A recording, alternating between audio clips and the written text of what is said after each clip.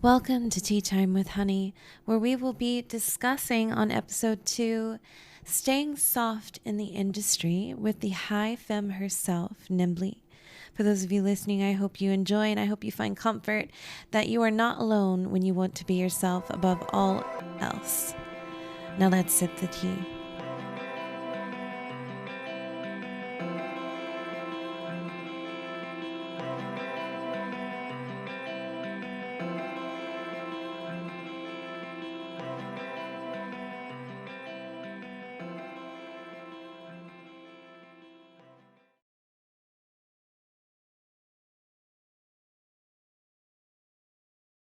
So excited to have you on Tea Time with Honey discussing being soft in the industry.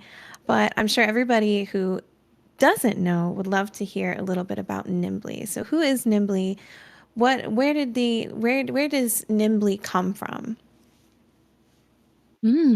Okay, well, Knimbley, as that's me. Hi, hello.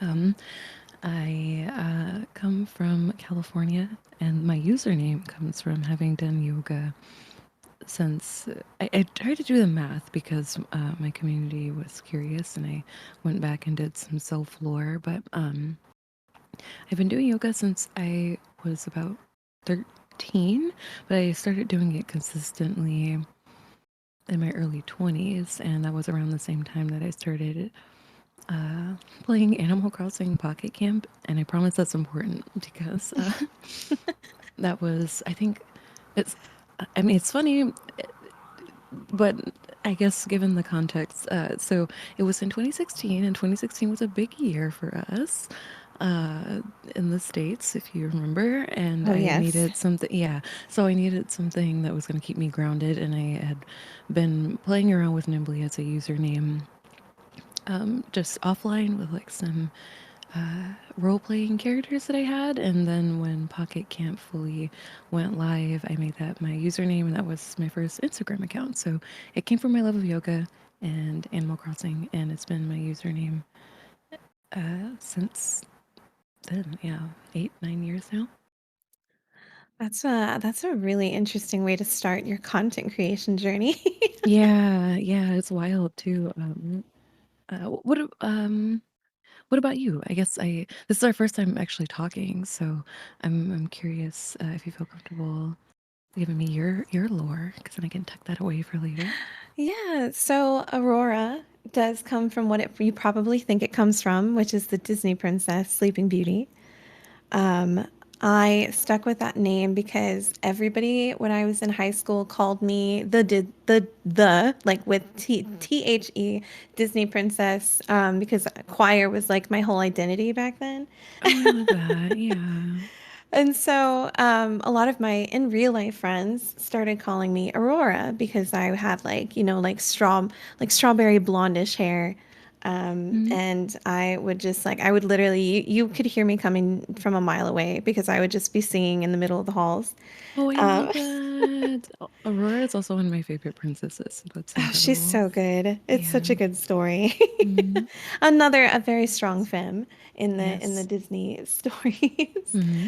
Um, so I kind of like stuck with that because all of my real life friends called me Aurora. So why would I not go onto the internet with the name Aurora? It just kind of made sense. And I tried to start my streaming journey about 11 years ago, which didn't work out. A lot of stuff in my life kept leading me to different avenues, but one thing I always stuck with was the tea time expression, which Hmm. again came from my love of Disney, just that being able to be yourself and just not have a care in the world of what anybody else thinks of you. And tea Yeah, time always stuck with me. It was always my expression. I was always encouraging the people around me to be mad, absolutely bonkers, just be mad because who cares? And exactly. I when I became a full-time musician about 6 years ago, Tea Time was actually the name of my salon that I ended up closing down, and that kind of went into my music. There was a lot of references to tea time.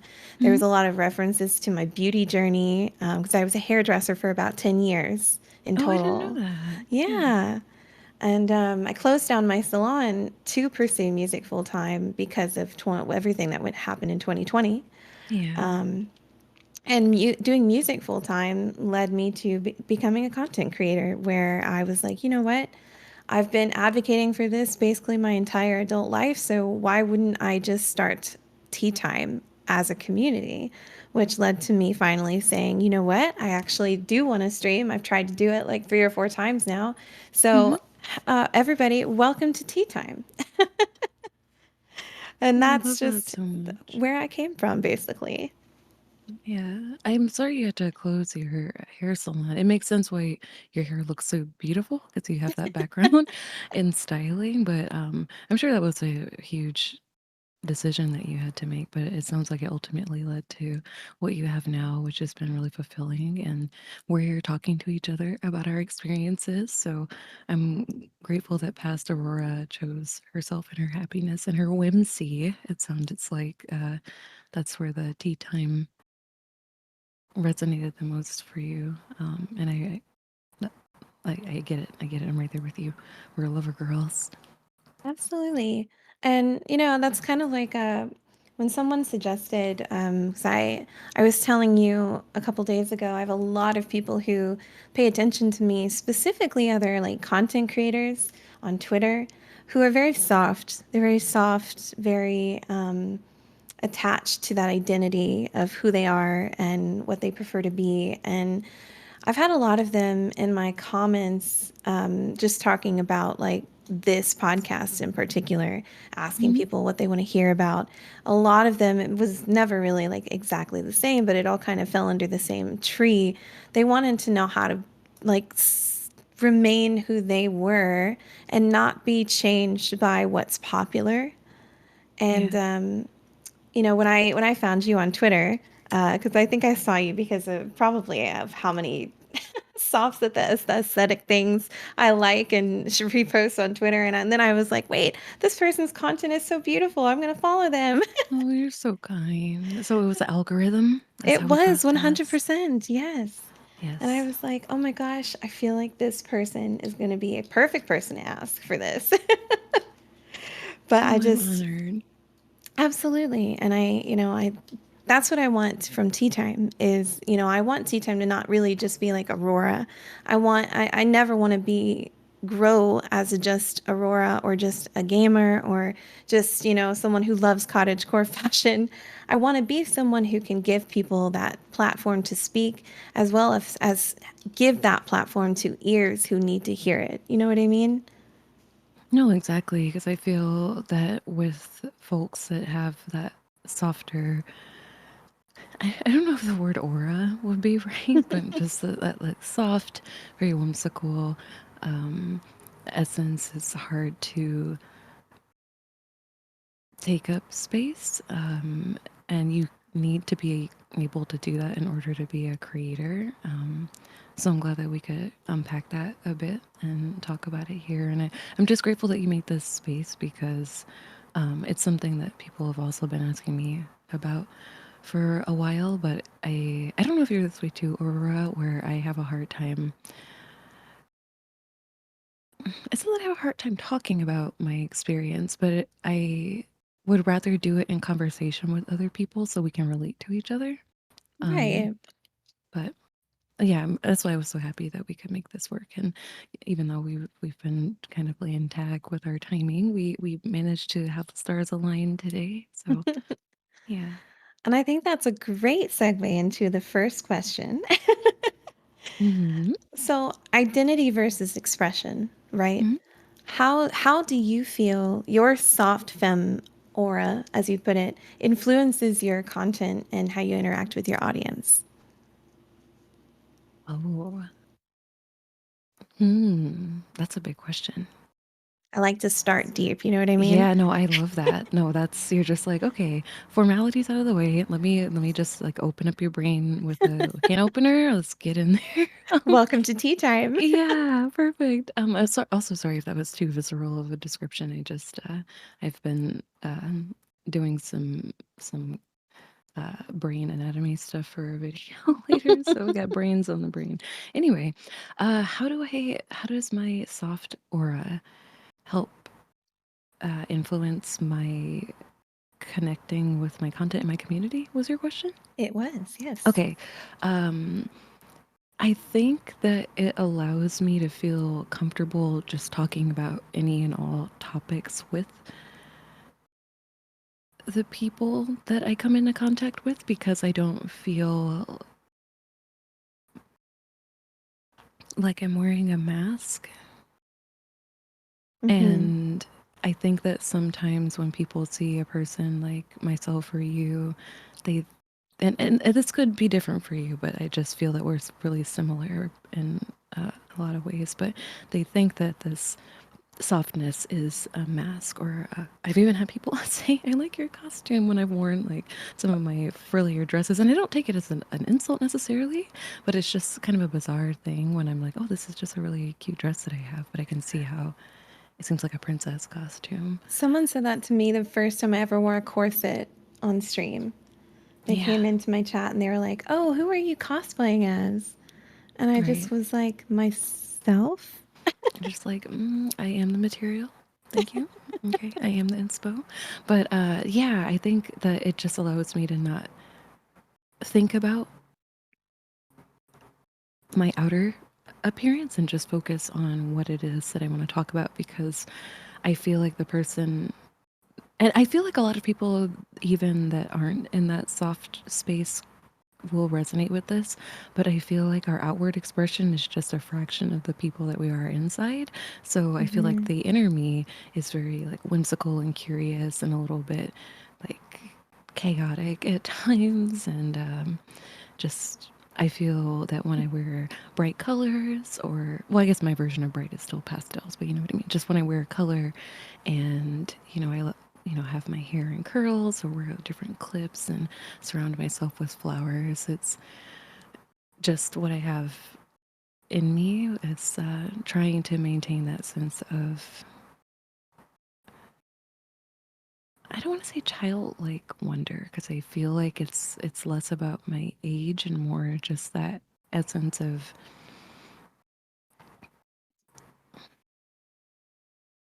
just like the things that bring me joy. I feel like I'm able to maintain that when I have that in my outer um, shell, because it's always there, but there's been times where I've stifled it because I was afraid of being judged by other people, especially because I feel like you're similar too, where we kind of have not baby faces, but we have like very like soft faces, like we look like Disney characters, Yes. and Cherubs. exactly, very Mm-hmm. very much like cherubs. Sorry, one second, I'm gonna clear my throat. Throughout my life. So I was speaking to a friend about this recently, where as adults we've both really tapped into like our high fae and like elven. I don't want to say persona because it's like a physical thing, but when we were younger, we were really into dressing more like tomboys, and my parents would often put me in dresses which I thought were really pretty, but I like to roll down the hills in the grass and I would get big grass stains and stuff like that. So it was more out of a practical thing versus an aesthetic thing. And also, Aurora, I tend to ramble. So if at any That's point, okay. okay, I just like, yeah, okay, thank you. But yeah, I just feel comfortable talking to people when I'm in my element. It's almost like I'm taking off my work uniform when I don't have to worry about sounding as though I'm speaking with too much flowery language, or when I am just talking about how happy it makes me to have like a little apothecary in my place, or that I have a bunch of friends that we stayed in an Airbnb at TwitchCon and it was like pink flower lace dresses everywhere. Um, it's like I don't have to focus on if I'm being perceived as a person that I am when I am expressing that person, if that makes sense. I feel like up until when I started streaming, I had been almost like, if I'm being honest with myself, like trying to conform to what Hmm.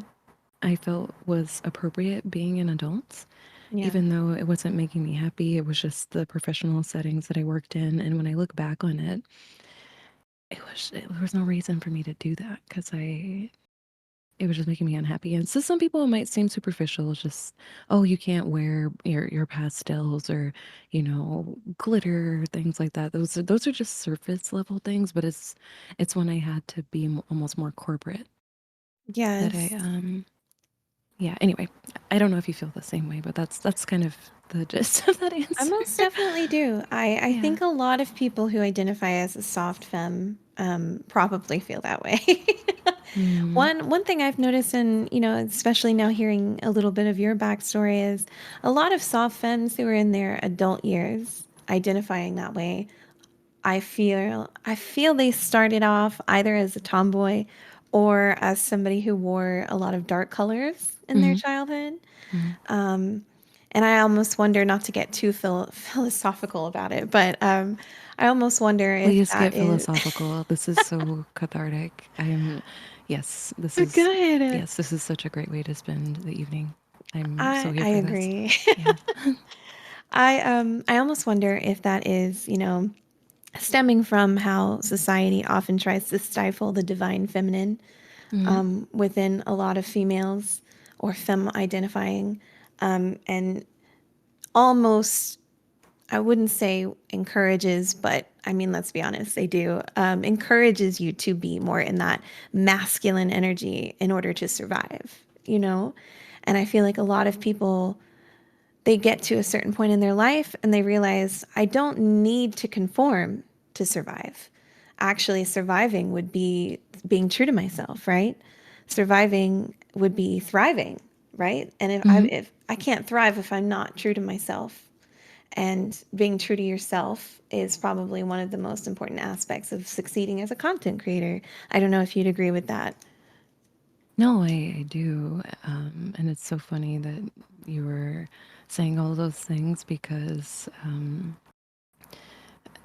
I attribute the color especially to how well my mental is doing. I know not everyone is that way. There's some people that are super happy-go-lucky golden retriever types that love, their black clothing, their grays, dressing, uh, and like I call it the me uniform. Remember Nintendo Me with the T-shirt and everything. Like, and they're very happy. I know that for myself, the times that I wore, I have a background in playing a lot of kind of dark and gritty games. Gears of War was one of my So favorite do games for I. many years. Okay, you do too. See, there has to be, I feel like the Venn diagram of people that were kind of tomboy coded, that played all the pew pew shooters and have transitioned to maybe perhaps still being pew pew gamers, but being soft femmes. It's I so feel like it's a odd. circle. Yeah, yeah. I It's actually had yeah. someone come into my chat a couple days ago, new first time chatter, Mhm. and they said to me, Aurora, I don't know what it is, but there's just something so cozy about your color scheme and the way you speak against brutal murder. And I Right, was like, oh, well, thank you. right. Like I take it as a compliment. Yeah, yeah. What were you playing at that time? Dead by Daylight. Oh, see, I found that game really cozy lately too. I've been playing it with a few friends. It's so nice with I don't know if you're a killer main or not, but yeah. I play Anyway, both no, 50-50, I think.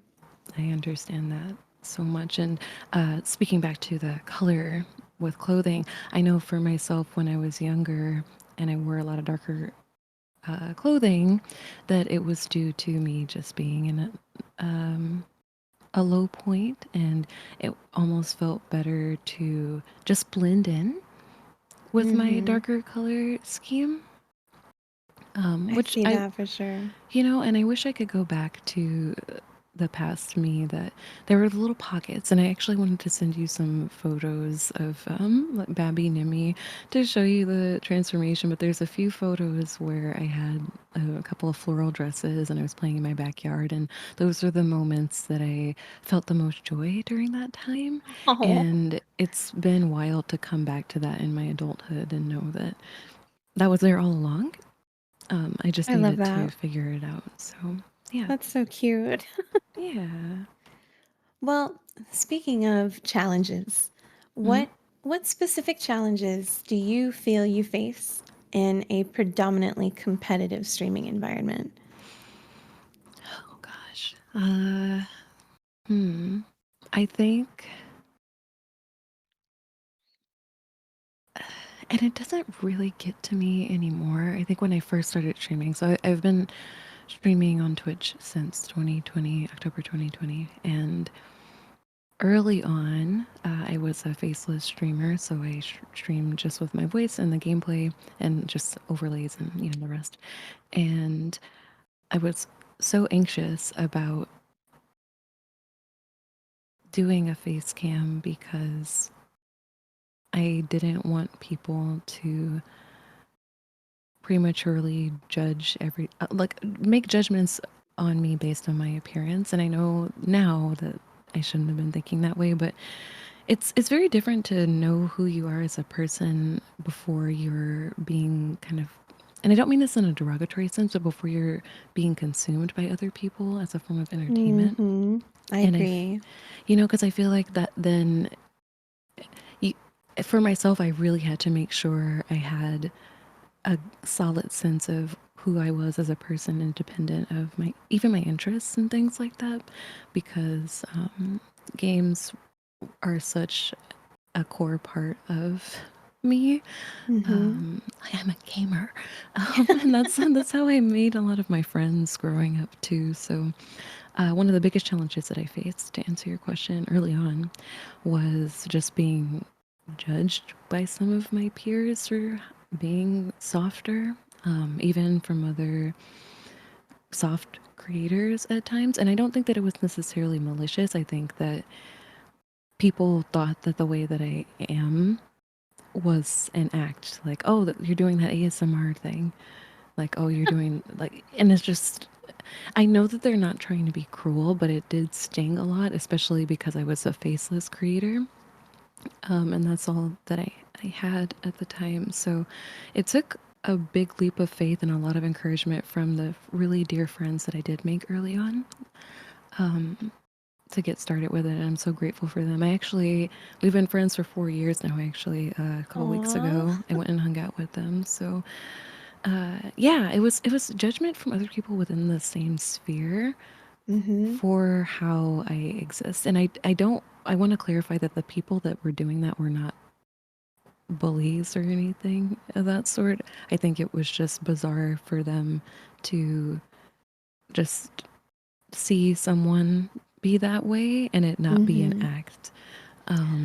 I feel Yeah. that so, so deeply because as a soft femme who primarily streams Dead by Daylight, a lot of the Dead by Daylight femmes, and mind you, there's only been a couple of people in my specific side of horror, I guess, Yeah. that I've ever been like, I just don't think that we're ever going to mesh well together. But I found that a lot of the femmes are very in your face, Hmm. very, very in your face attitude. Um, very quick to be like the bullying in the sense of that's their love language kind Yeah. of types, you know? Yeah. Like that banter. Uh-huh. Yeah. And I guess what I'm getting at is, do you ever feel like you're trying to, you found people to network with, people that you share common interests with, and you can play the same games with, can have stream events with, looking at you and thinking that you're fake for being a soft femme? Hmm. I don't think that people that I've actively chosen to collaborate with have had that issue because I have a pretty good sense of people. Mm-hmm. Just from, just to be totally transparent, I was bullied for most of my youth and even early adulthood for the way that I Oh, presented. So I have a really good radar for people that I shouldn't associate with. I'll still mm-hmm. be cordial because I'm not going to cause rifts with people unnecessarily. Absolutely. And I understand that I'm not going to click with everyone. Like that was something I told myself very early on. I'm not going to be everyone's flavor of the day, but the people who I am, I'm appreciative of them. And I even told people way back, way back, I have some of my earliest VODs that they didn't need to match my energy, even when there were just a couple of Mm-hmm. people in the chat. Is I feel relaxed. That's why I am able to be here. I'm sure that there's some people out there who aren't supporting me financially, so their opinions don't really have much weight for me. But there's probably some people out there that think that all of the way that I am is fake. I only And asked that question because I've had a lot of, softer femmes who are getting started yeah. share that with me. Like, Oh, it's well, a great question. That yeah, would be my advice to them is like if they're not supporting you, especially if they're not supporting you financially, that opinion is like a mosquito in your ear. It's just there trying to get some nourishment in the form of attention, that's a and it's great way going to about put it the it. wrong way. And just swat it away. Just keep doing your thing. It just means you taste good. It means you Eh, smell good. Oh my goodness. Yeah. I'm There gonna you take go. that and put that in my Yeah. book of comebacks. I fear. Yeah. No, I mean, it's taken me a long time to feel that way, Aura, but a big part of it is just I feel that people, and I talked about this on stream today, I think people feel threatened by our softness because the I world agree. is so harsh that Hmm. they don't know what to expect. Um, and it makes me sad sometimes because I feel like, especially with the two of us, I don't think we do things to try to make ourselves be more, and I don't mean this in like a flirtatious sense, but try to make ourselves attractive, as in we want to attract like-minded people to Yes. us and like be welcoming. But I think that sometimes it kind of backfires because I think people are like, oh, this person is, so ethereal, or they're so, uh, they have like a cute setup, or I really like their style, but I don't know. I've had that experience a lot more than people ever calling me fake. It's that they felt intimidated by me, which makes me sad because I'm like I feel so comfortable and I don't want anyone. They're not afraid necessarily, but I think I know what you're that's talking been. about. You know what I mean? I think it's hard to put into words because you don't want to say like call anybody any kind of names or anything or Of course. but I think it's I don't know if it's intimidation is a good word for it, but it's not intimidated because we are unapproachable. I think it's Yes. intimidation on I think they put us on a pedestal. That's a great point. Yeah. And I think that like I think it's self-intimidation, like self-imposed, Hmm. where it's like, wow, maybe I want to look like that person, or I Hmm. want to do my makeup like that person. I want to do my hair like that person. It's very like self-imposed identity expression where they're like, that person is so much better than me at that. So Oh, they're that makes so me so intimidating. sad. It It does. makes It me makes me so sad sad. too. Oh my gosh. And I try to stamp that out lovingly whenever I see people saying things like that to me. Hmm. But I've learned that I have to do it gradually because at first I would say, no, please don't say those things about yourself. But I think that when I was, because I'm a pretty direct person, like I don't believe in necessarily being blunt because I think that sometimes that's misused as a way for people to be cruel. Um, but I am like fairly direct with folks, but I've learned just from streaming that it's better if I kind of lead into, thank you for saying that.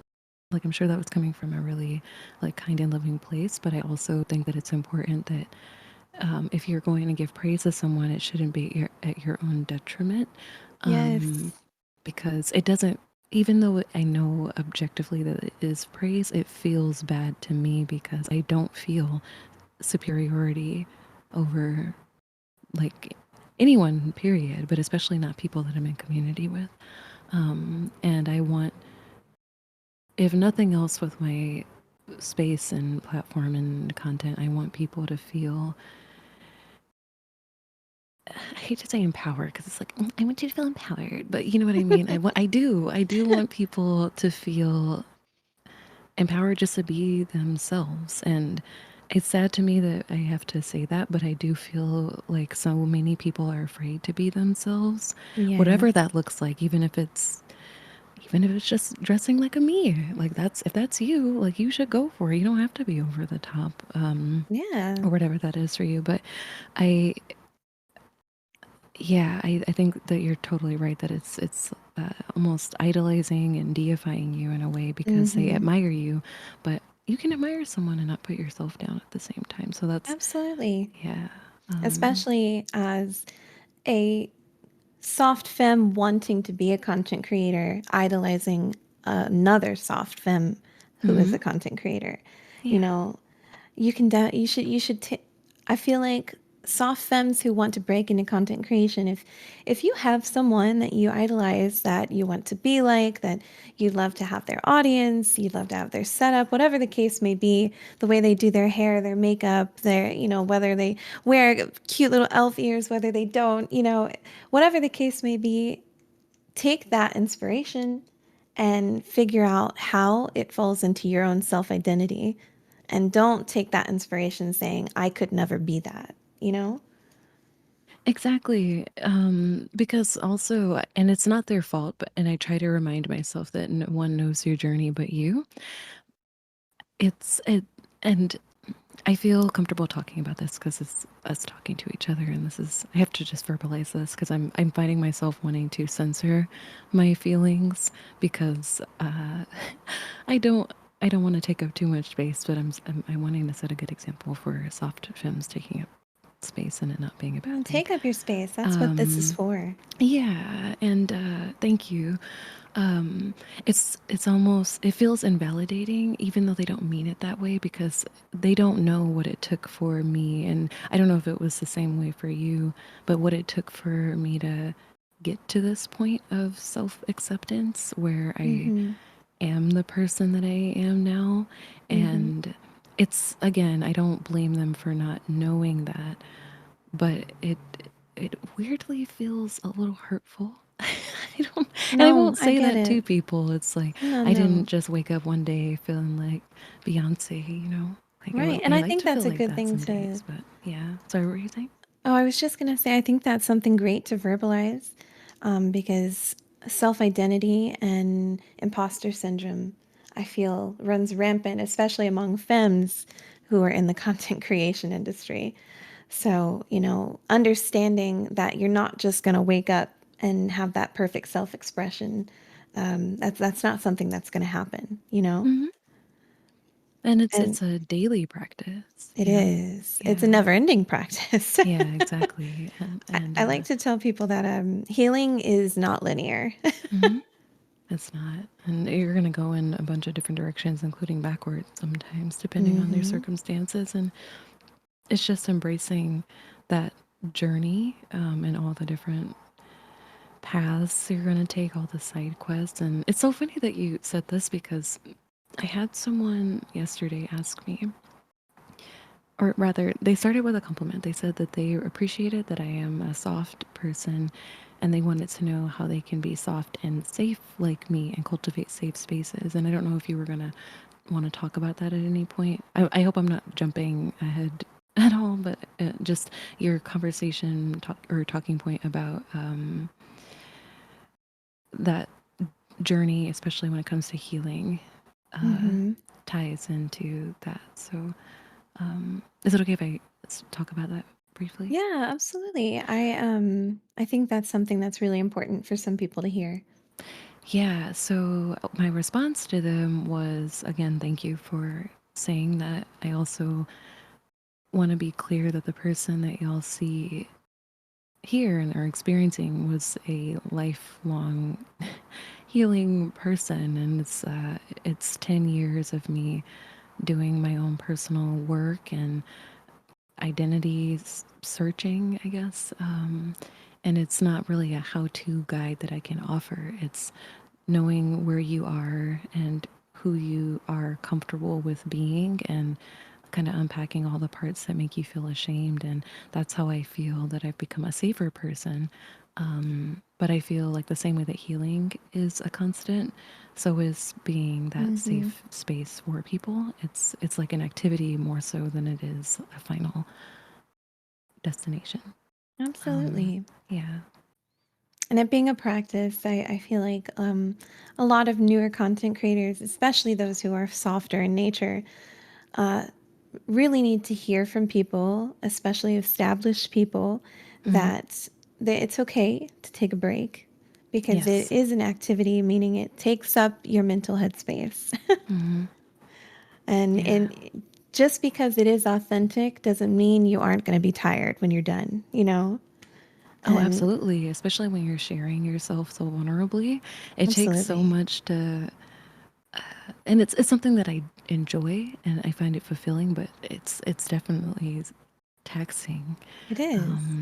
And I don't know if you have any post stream self care, but for me, it's doing my skincare routine afterwards. It's just like, oh, like I love wearing makeup. It makes me feel, magical or whatever. But I also really love that kind of pampering and giving myself that time to just be still and give myself like a face massage. And usually I'll be hanging out in a friend's stream or something afterwards. But you really making sure that you stay connected to your softness outside of content. Especially, I feel that people that gravitate towards folks like us are trying to find like a place of respite from how chaotic and stressful their life or day might be. Absolutely. So you're taking on like a lot of that energy, even if it's people that you care about that you know, but also just other viewers that are, there's a little bit more emotional distance there. And that's been the thing that's been hard for me, is maintaining that emotional distance because I do care a lot Mm-hmm. about people. I feel like Absolutely. that's part of the soft femme formula is like our hearts are right on our sleeve, they're Yes. like right next to all of our accessories and stuff. Is yeah. I think that's a great way to segue into the next topic. Um, Perceptions. Mm. Have you encountered stereotypes or misconceptions about soft femininity in the streaming industry, and how did you navigate those? Oh gosh, I always have to take a deep breath when I encounter those things. Like it's easier to answer how I respond to it, and then I'll give examples because oftentimes when I have experienced misperceptions from other people about how I present, it's usually from men who I don't know very well, and Mm-hmm. they think that I'm trying to be seductive. I find that Right. really frustrating because I feel very comfortable in my femininity and my like sexuality in general, but I don't think that my femininity and sexuality are necessarily hand in hand. And I Mm-hmm. also don't like being sexualized just because I am soft and femme. Like Mm-hmm. and that's been one of the more frustrating things. And I, it's hard when to know when to have boundaries with certain compliments that people give you. And I'm not talking about people being, lewd or inappropriate towards you. Like those, for all the soft gems out there listening, if somebody makes you feel uncomfortable, you should stand up for yourself. You can do it Mm-hmm. gracefully, but don't learn from my experience. If you let it slide once, it will happen again and again and make you Absolutely. so uncomfortable. But there's certain times where I've had to remind folks, and it's usually if we get a raid or something, or if I'm in a different space and it's not the same kind of energy as what my space is, but it's still with people that I enjoy being around.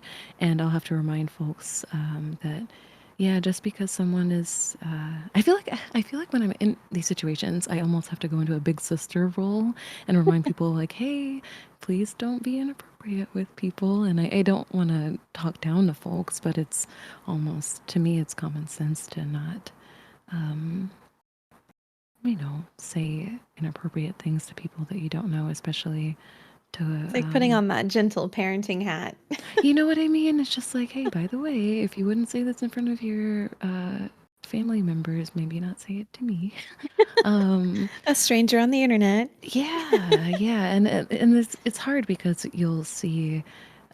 I love getting uh, attention and love from like other queer people and other like soft femmes and from just women Yes. in general.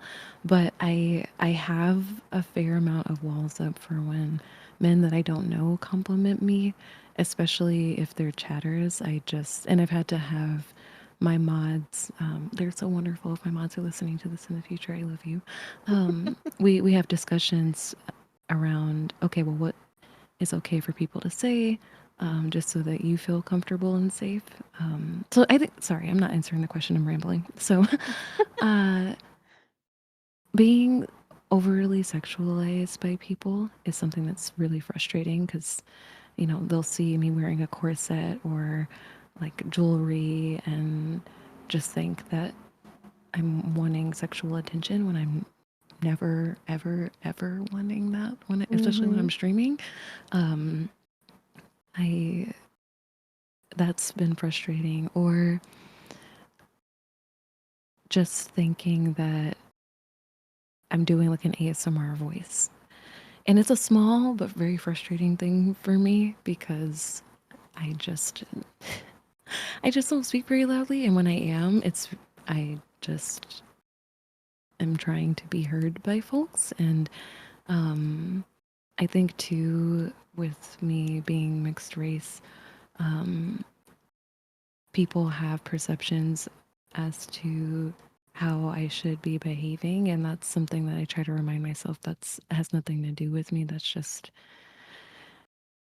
how they are seeing me. But it is Hmm. tricky to Yeah. navigate, um, and not have it cause you to feel a little bit of self-doubt. So that's when taking those breaks and stepping back and remembering the person that you are outside of when you're content is so so so important because I don't really experience that much these days, but especially when I first started, I used to wear a lot of like vintage like lace dresses and flower headbands, and I was really happy doing that because I was happy that people could see me and I could show them all my collection. And I would have some people that I shared community with that weren't close friends make comments like, "Oh, are you wearing a costume?" Or like, "Why are you dressed up like that? You're just playing Animal Crossing or whatever." And I'm like, Right. "Well, this is what I would Because I want wear." to. Yeah. And then I decided to dress a little bit more casually, just with stuff that I would wear, like if I were gardening. And I don't know. It didn't. It was not a good time for me at that time, and I ended up not being in those shared spaces as much and kind of finding my Hmm. people eventually, which was good. But again, I guess my advice to people who might be listening to this that are also soft, trust your gut. It doesn't mean that the people that you don't have the same aesthetic as, like there's anything wrong. Like I have friends with all different aesthetics, but as far as having people that have some shared identity with you, um, if people are making you feel bad or odd for the way that you present, just don't spend as much time around them. Um, Yes. and try to find people that do. Your intuition is almost never wrong. Yeah, like unless you're really hungry, usually your intuition is right. Otherwise, it's just like it's food time. Your blood sugar's low. That's so real. Yeah, I'm just like, why am I shaking? What's wrong? It's like, bestie, you haven't eaten in 6 hours. Oh my God. Yeah. Uh, Well, speaking of authenticity, mhm. in a world not just the entertainment industry, but the world in general that often values that, hypersexualization and loudness and extroversion. How do you maintain your authenticity while still appealing to a wider audience? I accept the fact that a wider audience is not gonna like my stuff. That's okay. I don't think that I have mass appeal, but I have appeal to people that want what I have to offer. And I think that the times that I have been in more public spaces, I've been received positively, but it's definitely awkward. I'm not gonna lie to you all. If you're anything like Aurora and myself, if you're in, big gaming spaces, you're going to kind of have to double down on the confidence before you engage with folks because in my experience, and it's not meant to be a fear mongering thing. Like I hope that it's encouraging that you could kind of lean into it even more because you're gonna stand out anyway. It's gonna be, Absolutely. you're like gonna be like a shiny Pokemon, like just it's like, oh, I what's got my going on? shiny. Yeah, yeah, and it's been a little awkward because I I would love to get back into playing. Like I played a lot of Overwatch. I would love to get Mhm. back into playing that. I don't know if I could stream it because people are pretty awful in that game, and I try to do whatever I can to make sure my community isn't seeing people being nasty in comms. But uh, Mhm. when I've gone to events, for example, I'll see friends and mutuals.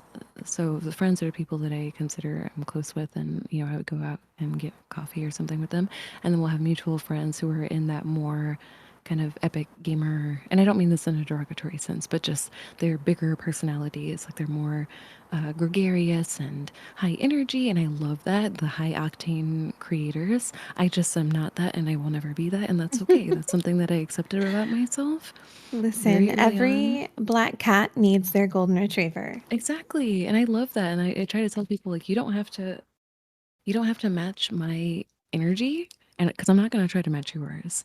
But I'm also not gonna like snuff your flame out.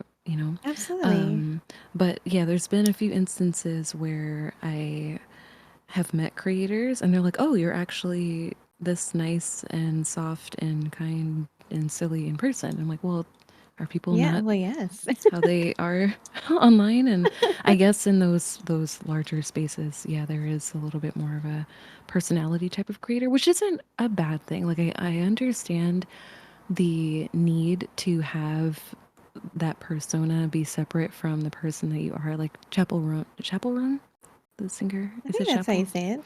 Chaperone. She has made like a differentiation between who she is in her with her real name and the performer, and I Hmm. understand that for that sort of thing. I also knew that if I were ever going to be a creator, I had to be me because I've not been able to be me for so much of my life that I kind of decided that I was going to do whatever the heck I wanted to when it came to Absolutely. this. So, And I think that's a great way to be. I feel like I make this joke with people all the time.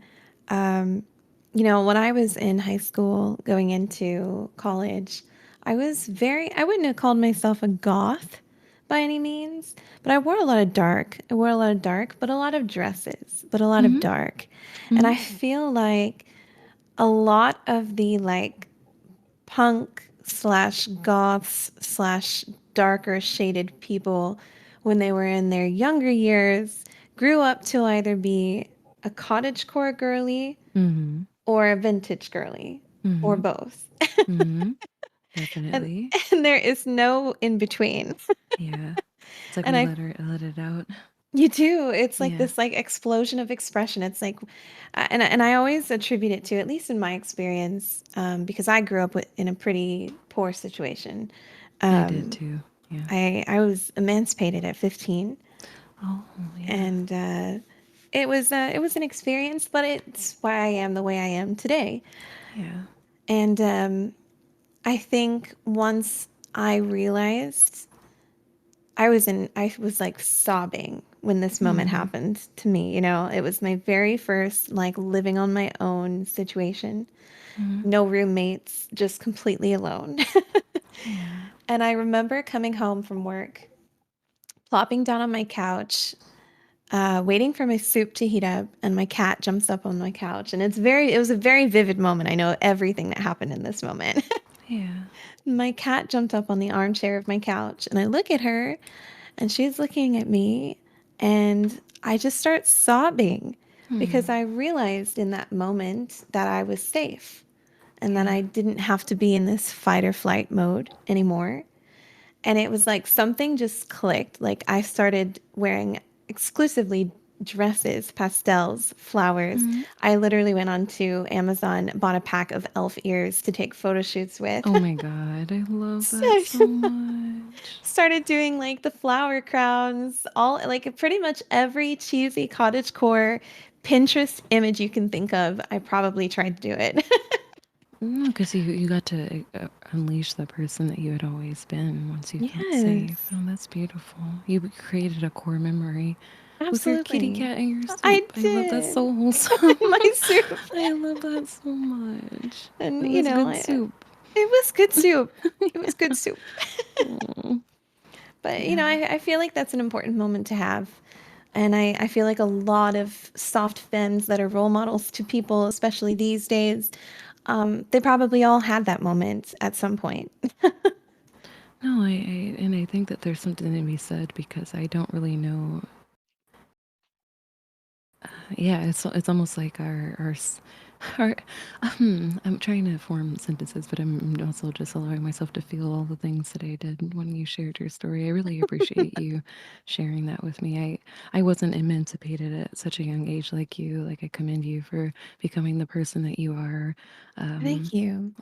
given that I know that's really tough, and I grew up in a very, very, very poor, poverty situation, I guess. And it was hard to just have regular security when it came to housing or food and things like that. So that really resonates with me once you reach that point where you have what some people might take for granted, and it's not their fault, but Hmm. it's when you've gone through that hardship you really savor your soup and your time with your fur babies. Like, I love that I have a little apothecary in my tiny kitchen where it's got all my teas and stuff because for me that feels like wealth in a way because it's Absolutely. something that just brings me joy. That's something pretty mundane, but it's peaceful, it's safe, and I feel like I cannot put a price on that. And plus, it's cute, so it makes me happy. Uh, I think that as long as it makes you happy, that's all that matters. exactly. Um, oh shoot, there was something that you said that really stuck out to me. Now I can't remember where I was going with that. Shoot, wait, what were you talking about?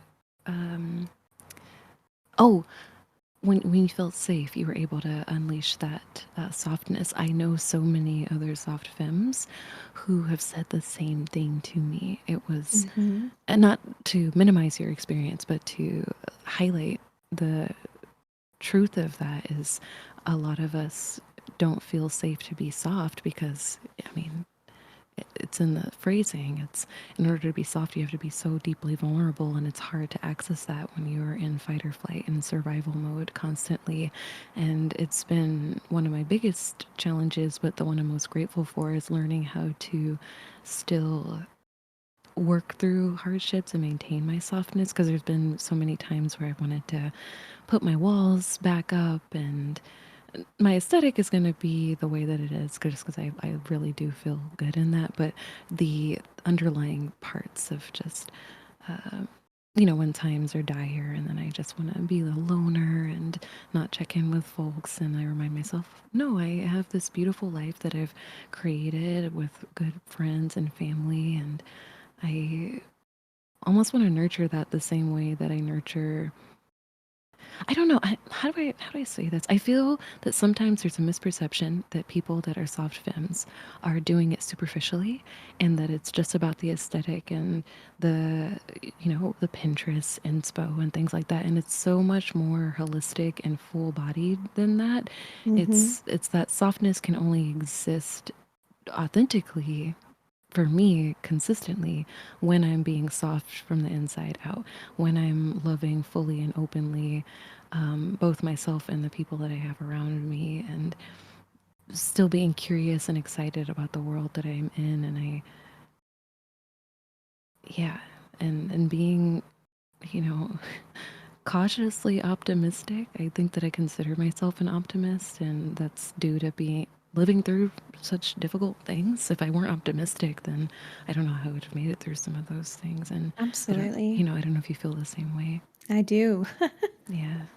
And it really not to derail too much away from the content creation conversation because Oh I yeah, feel I'm like sorry. I no, can lead us no, back that way not too. at all, Yeah. not at Yeah. all. Yeah. Again, I feel like especially after this weekend, this a lot of this might be Yeah. something that somebody needs to hear.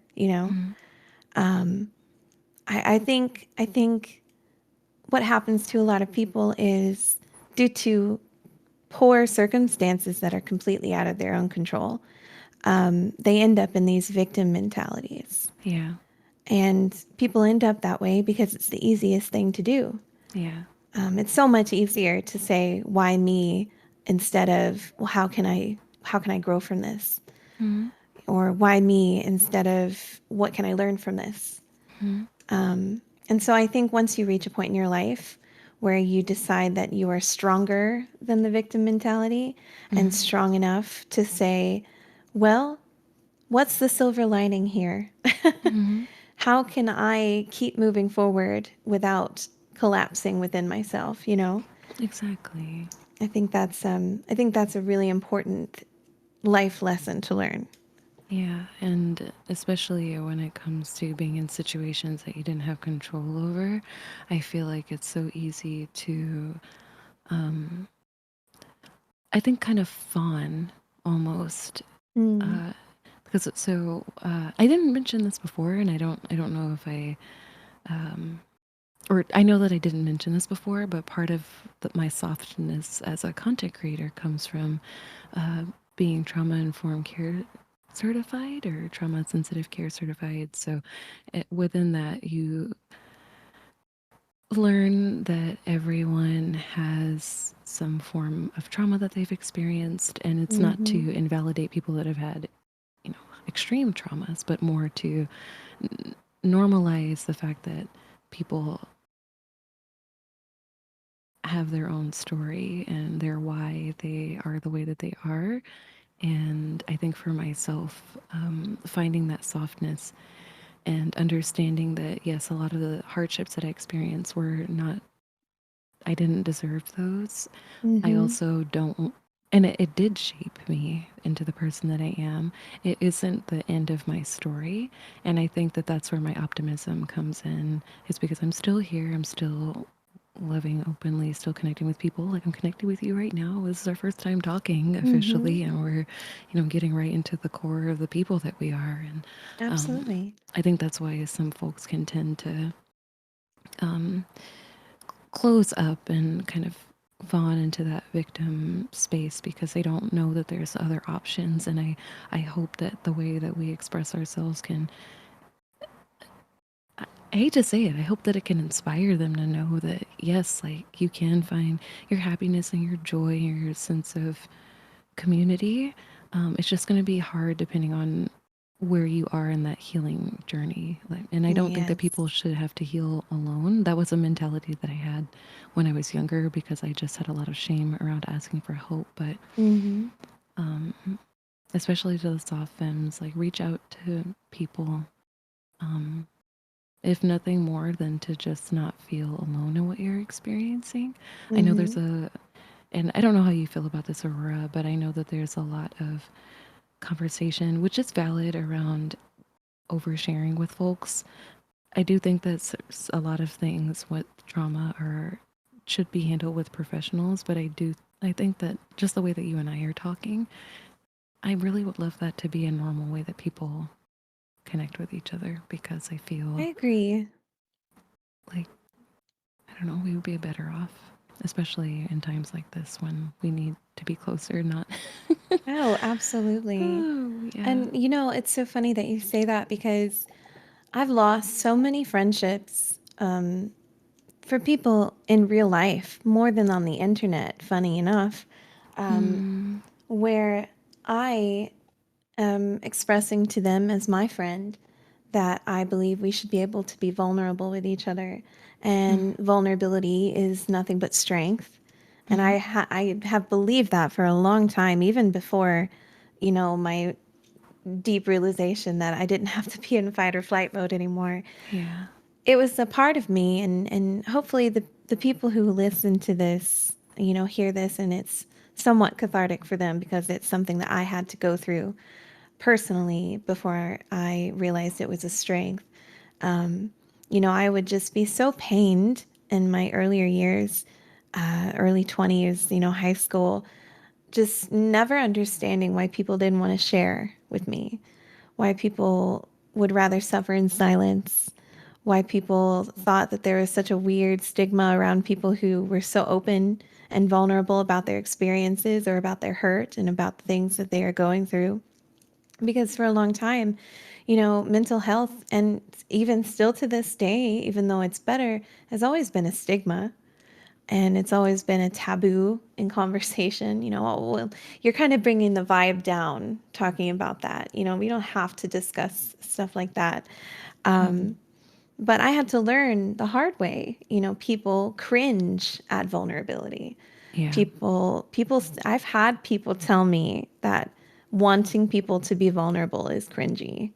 And I don't like the word cringe either. I don't either, but I, yeah. I I always tell people, especially when I'm live and I'm doing something that people identify as cringy.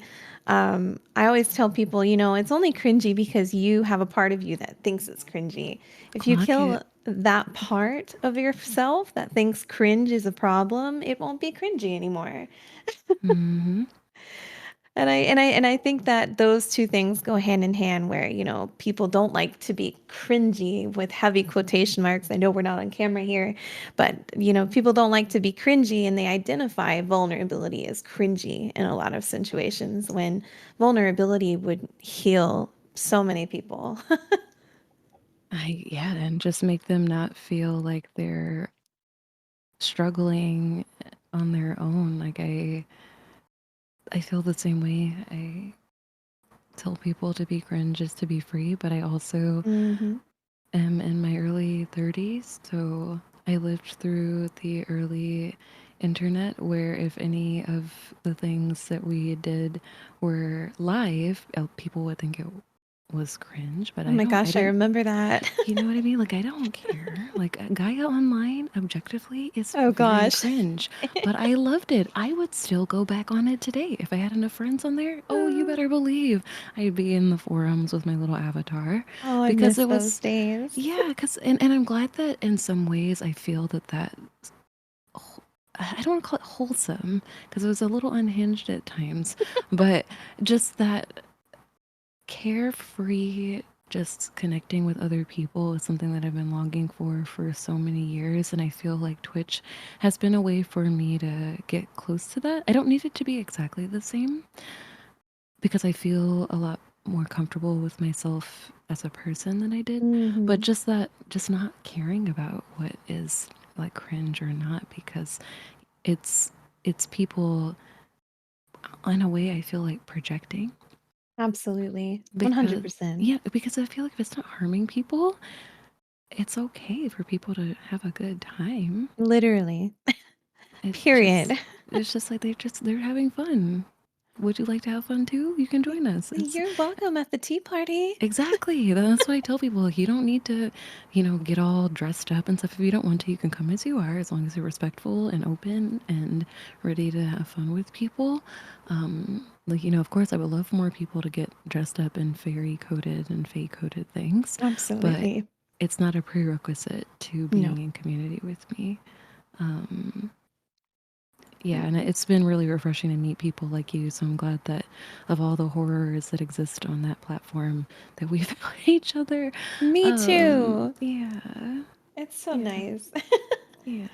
And just to add one more thing to that, I don't know if you remember, but AOL chat rooms. Oh, AIM? Oh, Oh yeah. my gosh, I Oh, used to yeah. role play. Oh, I did too. Oh my goodness. And my friends thought it was the cringiest thing in the world. But I Oh my gosh. swear to people to this day, if that wasn't a part of Aurora lore, I would not be as eloquent and well versed and have such good vocabulary as I do today. Clock it, because were you a part of the multi-paragraph role play? Yes. Yes, Oh, so you yes. understand. You understand. We were in the same spaces, but Absolutely. and I feel that it gave us the ability to be creative, because back then we didn't have what is it, VR chat and stuff people have now, where you can Mm-hmm. create your whole avatar. It was all in a fantasy writing space. Yeah. So, I people today, I was talking about AOL role playing on a stream once, and they were like, "What timeline are you in?" And I was like, "What do you mean? That was a thing." Like people don't know that that existed. yeah, they don't. It was a very niche pocket of the internet, but I miss those spaces so much, and I don't need it to be hidden necessarily, but it is nice to meet people that understand that, because I feel like we kind of end up finding each other somehow. It's like the natural algorithm of just like, if you like fairy coded things and you're sensitive and you get most of your socialization on the internet, there's a high chance that you were either on Gaia or you did role playing, or both. And now they are D&D DMs. I Yes, mean, it's wild. And it's so funny, Aurora, because God, and it makes me emotional. If I weren't so freaked out on caffeine, I would be crying right now. But um, I was talking about Maple Story, which was one of my oh my first goodness. MMOs, that and RuneScape. But Maple Story was the one I played the most because it was cute, and, it's kind of anime style, even though it was a Korean RPG. And it was my first gacha game, and it was my first time putting a lot of hours into a video game. And I felt so lonely at the time. I was, I think, like a freshman or sophomore in high school. This was like the early 2000s. Hmm. And to know that so many of the people, including some of my mods, who were some of my dearest friends, were on those same servers at the same time when I felt desperately alone. Isn't that surreal?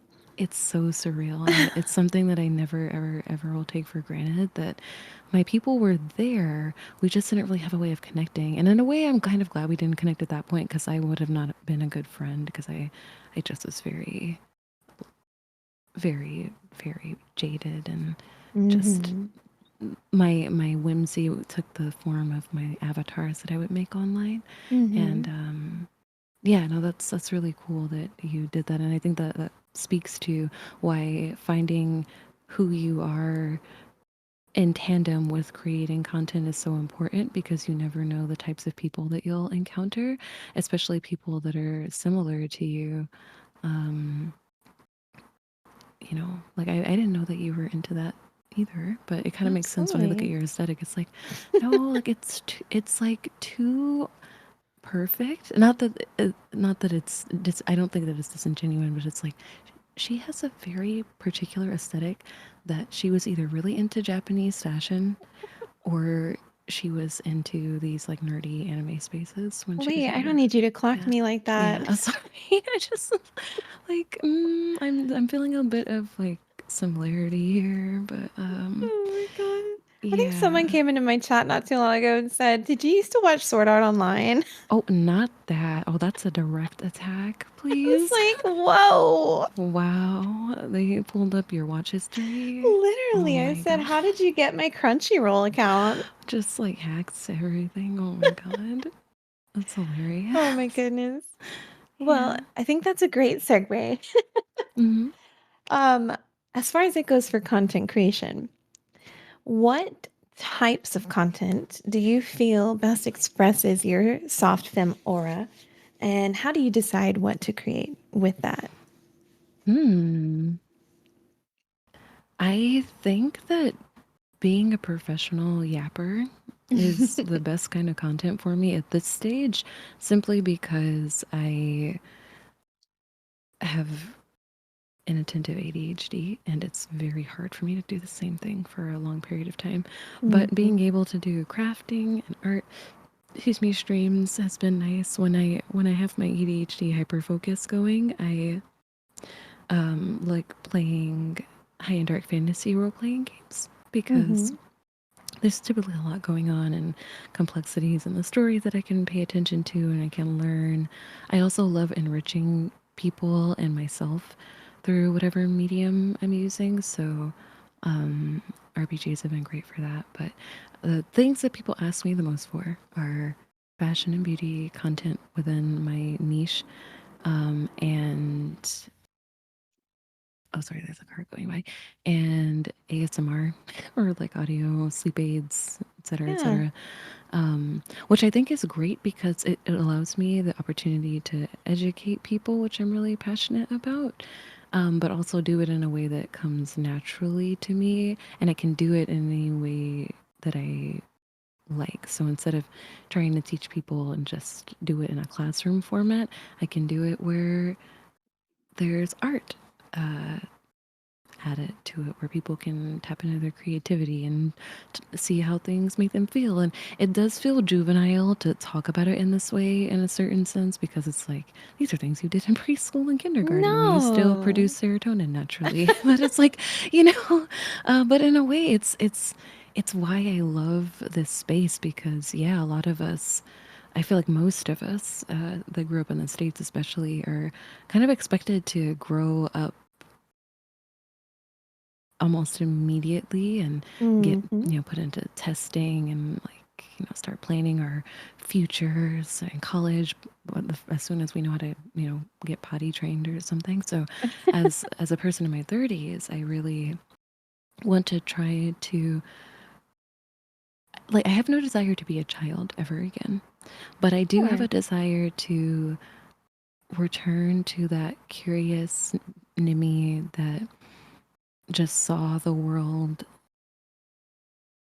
as like this endless.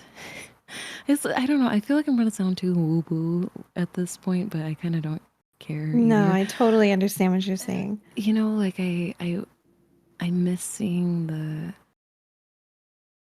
everything that the world had to offer, and I feel at through my 20s I became a little jaded just because I had to work and there was a lot of stress, which is natural, a natural response to that. But I want to heal my inner child, and I want to do that with other people. And the way that I do it is by creating soft content with art and soothing things, and occasionally, Silent Hill or Elden Ring. But it's talking about the mental health sides of that too. Absolutely. And Um, you said earlier in this conversation that you didn't want to make it sound like you wanted to be a child, just like you just reiterated.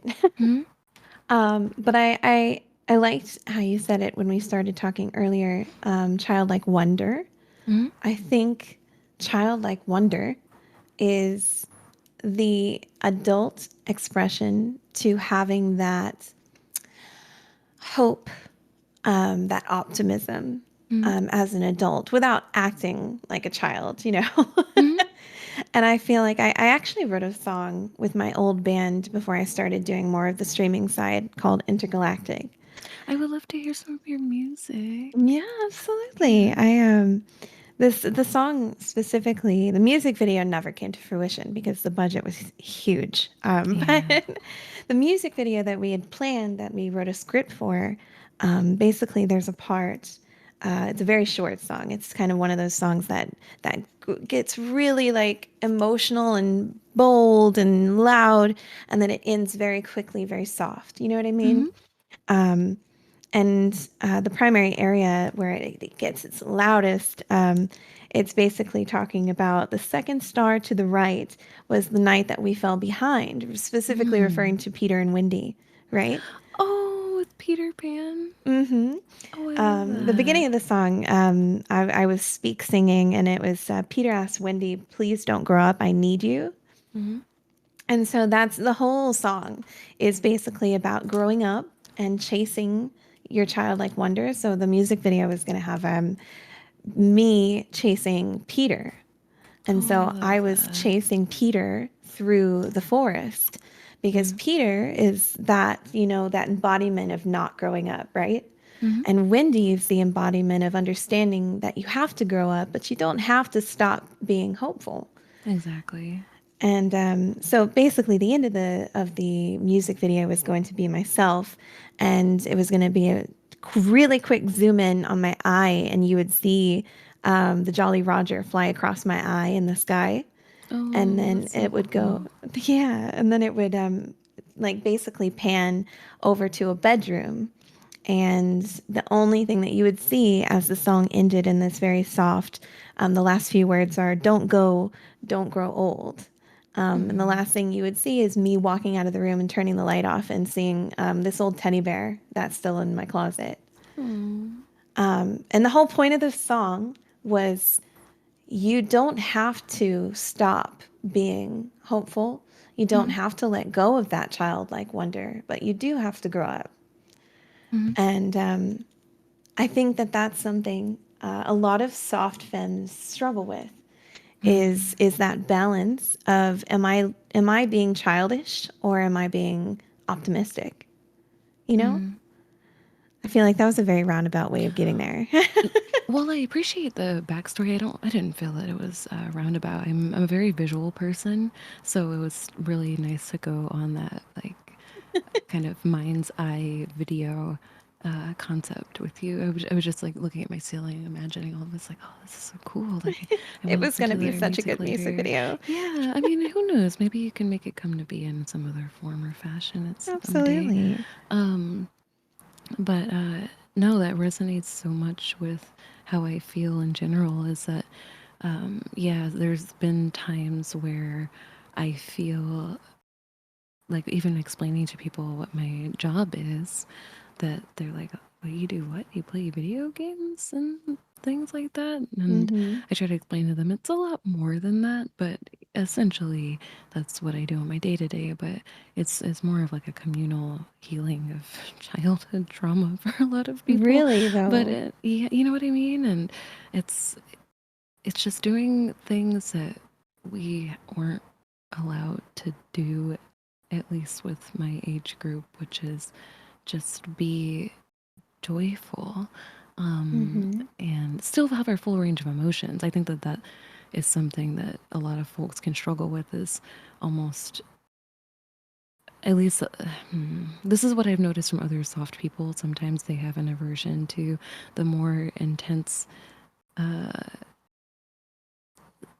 sadness and grief that can come with aging, Hmm. and realizing how far away their childhood is from where they are now. And I don't think that a single person that I know that is a soft femme wants to be a soft baby girl. You know, I don't think that that's what's going on.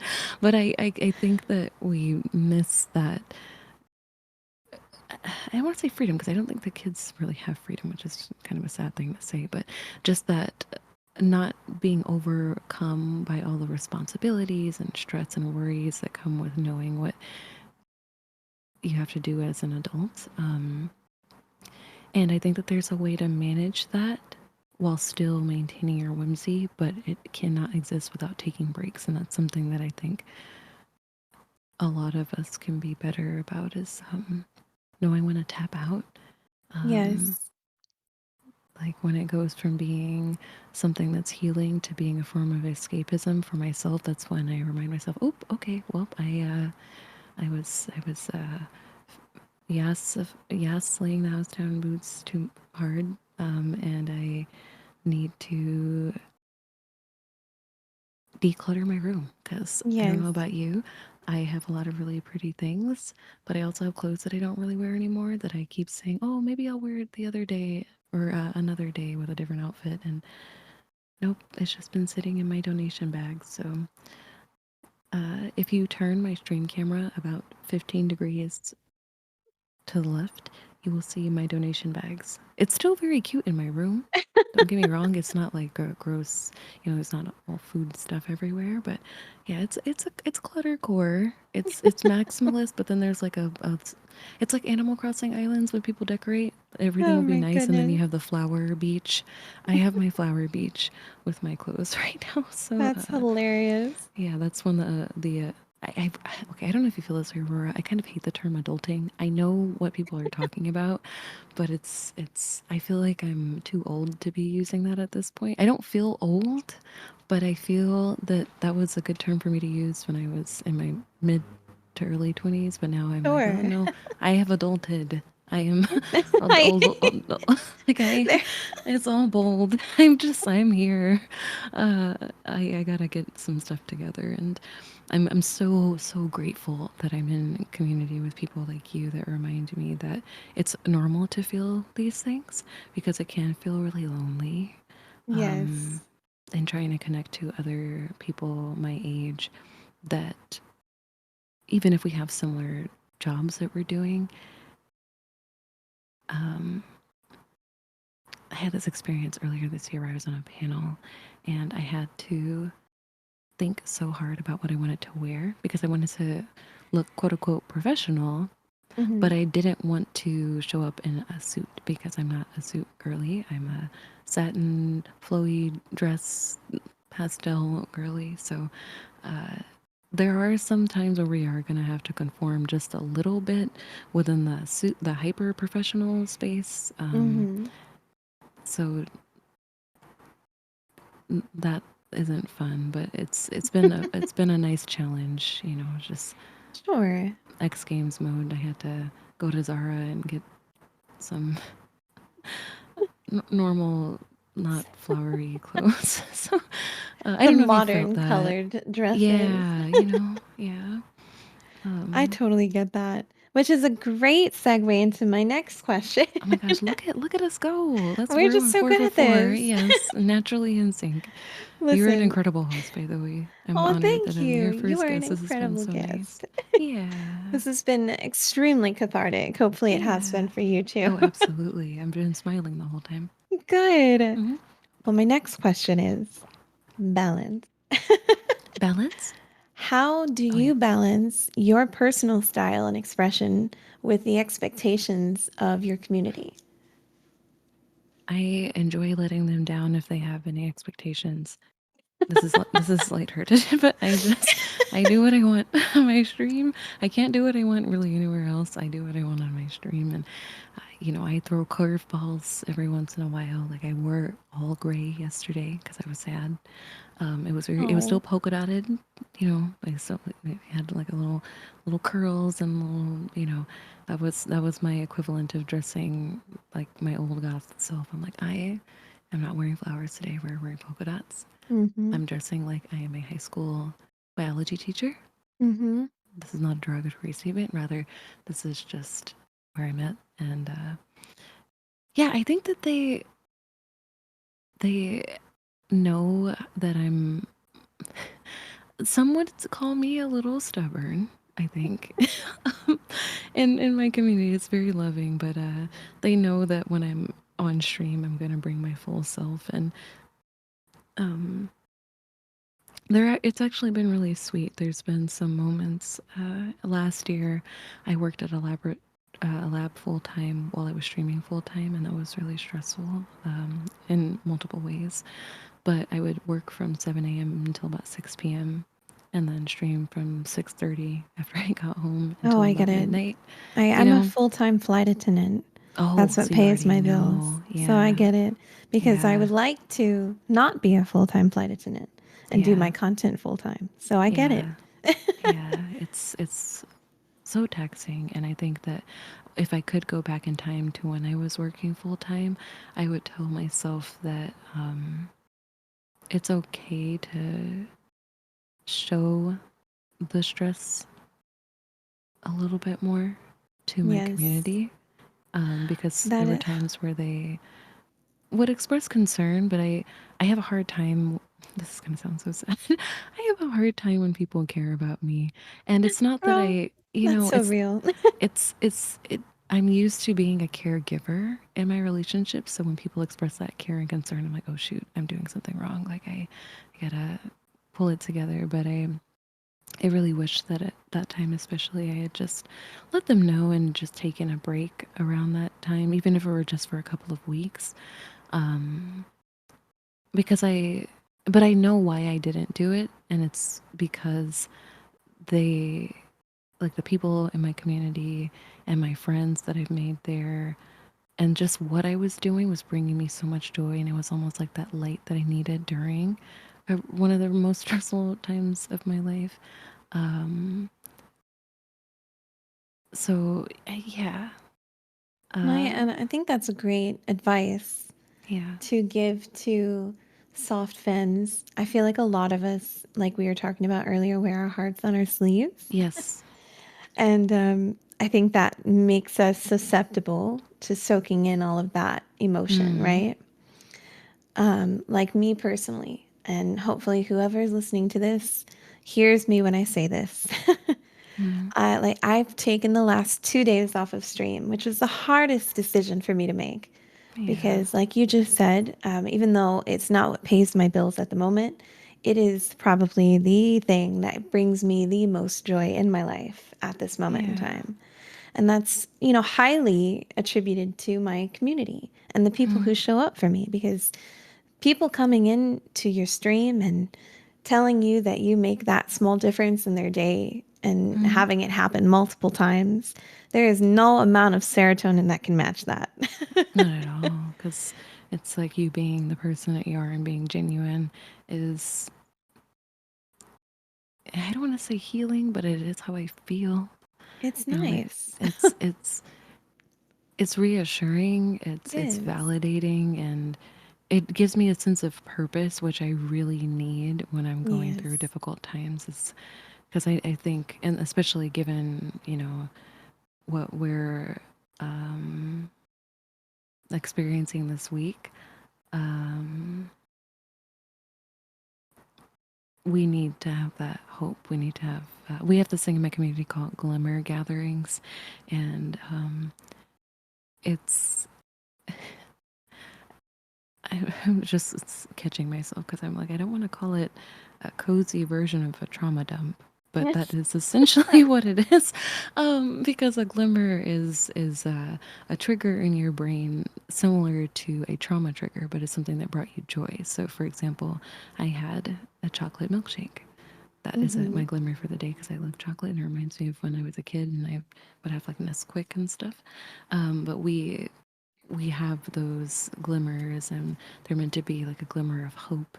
So it's something that we have as a regular communal practice because some days it is very hard for me to be optimistic and hopeful. And when I see that other people are able to do that, it's not a way for me to avoid my own difficult feelings. It's more for me to remember that my difficult feelings aren't the only thing that I will experience. And to some people that don't, I'm only speaking for myself, but for some people that don't have depression, you probably don't realize how impactful it is to know that there are there's still so much joy to be felt even when you're going through tough times, and knowing that other people are, in community with you and wishing you the best and you're wishing them the best, and it's just you're dealing with all of this together even if you don't see each other. It's it's just so powerful. It's so so so powerful to have that sense of belonging. And It is. yeah, And and I I'm think proud of that, you for taking the time off because that's hard. That's really thank hard to you. do because I feel guilty and I'm sure you felt guilty, but your community is going to be so happy that you took care of yourself, and it's setting a great example for, you know, how they should prioritize taking care of themselves too. I Um, think that's why I convince myself to do it when I need it. mm, It's not just coming from a place where I don't want to give half of myself mm, because I know that if I hit the go live button and I am in the place that I've been in all day today, yeah, I'm not going to be my full self, you know? yeah, it's also me wanting if you are looking at me to be a role model of yours, what kind of role model am I if I'm telling you to put your emotions aside, to put your self-care aside and your needs aside for the sake of others? Mm-hmm. Because that's not a good take either. Mm-hmm. So if I'm not doing it, why how can I preach to you to do it, you know? Mm-hmm. And that is something I also struggled with, a year and a half ago when I first decided that I wanted to try my best to go full time. Mm-hmm. And of course, like you, I had my mods and I had various very close viewers who were friends of mine who were like DMing me and saying, "You just seemed very sad today, and I think you should take Mm-hmm. tomorrow off." And I'd be Yeah. like, "No, I'm fine. It's Mm-hmm. fine." And I Yeah. think there are some people who maybe need to hear that, that you need to take that time for yourself because you're showing other people that it's important. Yeah, and how to take care of themselves and just I don't know, it's symbiotic. It It's this is. you have to take care of your well-being if you're a community leader so that you can both set a good example but also show up for them and they want you to take care of yourself so that you'll be okay because they care about you even if I know that there's the whole thing with being parasocial with viewers and I do think that that's valid. I also think that the way that we go about that when we are softer creators is so different It from is. people that are probably chat oriented, but not necessarily community oriented. Because I think that those are two very different ways of being a creator. One isn't superior to the other, like it's just different ways of going about it. But I do feel like my purpose comes from having that shared community with people, and I know that like regardless of what kind of creator you are, you do have influence over people. So what you're saying is 100% true. The times that I haven't prioritized my care and it was obvious to the people that know how I normally am, I had to sit and reflect on that for a long time because even the people, because we lurkers are a big part of the Twitch community. If Mm-hmm. they were lurking and going through a difficult time, but they saw me still show up and say that I showed up, even though I didn't feel good or something like that, that's kind of reinforcing that, oh, you know what? Yeah, don't worry about your health. Just pull through and push through even when you can't. And I Mm-hmm. think that there are times where that is appropriate, but Absolutely. it's more often than not better to rest when you think that you need it, or at the very least, ask for help. Um, Yes. Especially yeah, when we're all living through life horrors like every together. 3 weeks. Every 3 weeks, there's something. So, A major yeah, historic event yeah. of some Just kind. we could write a whole just encyclopedia on every major event between now and the start of 2020. Like, Lord have it's mercy. I feel that I've lived many lifetimes Oh, at this yes. point. I Uh, agree. Well, that being said, are there any streamers that you personally or public figures that you look up to that embodies a soft femme aesthetic? And if there is, what is something that you admire about them? oh my gosh, my biggest. I can answer this. Like, if someone asked what my name was, I wouldn't be able to answer it as quickly as I can answer this question.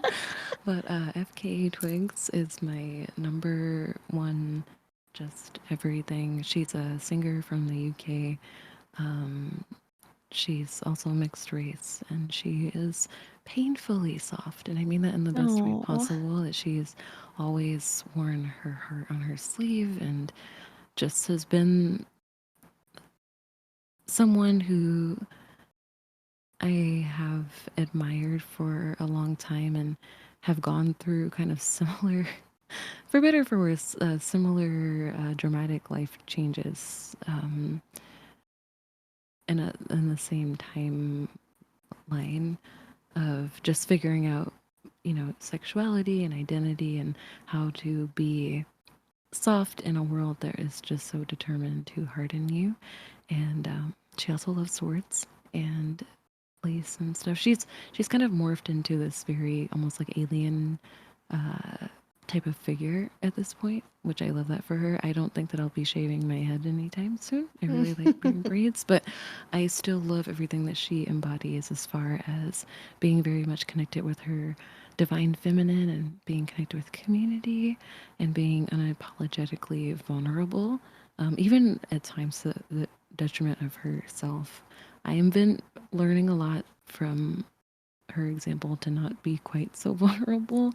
Um, but yeah, she's a big inspiration for me as someone who uses her platform to create art, but also to advocate for other people.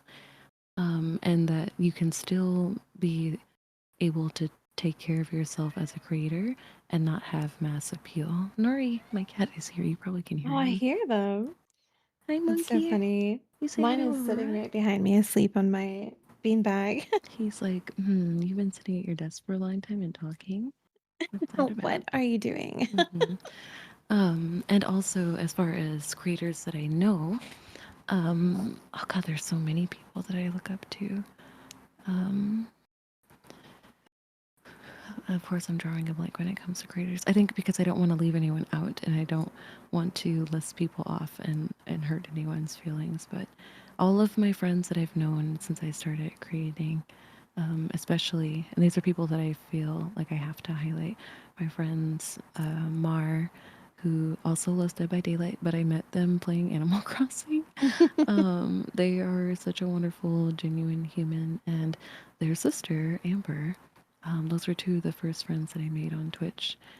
Amber is someone who got me into playing Zelda for the first time, which helped me to process my trauma, weirdly. That's something I'll talk about at a different time, I My suppose. entire phone is Zelda themed, by the way. Oh, okay. So that's how I grew my community in the first place, was getting into the Zelda space.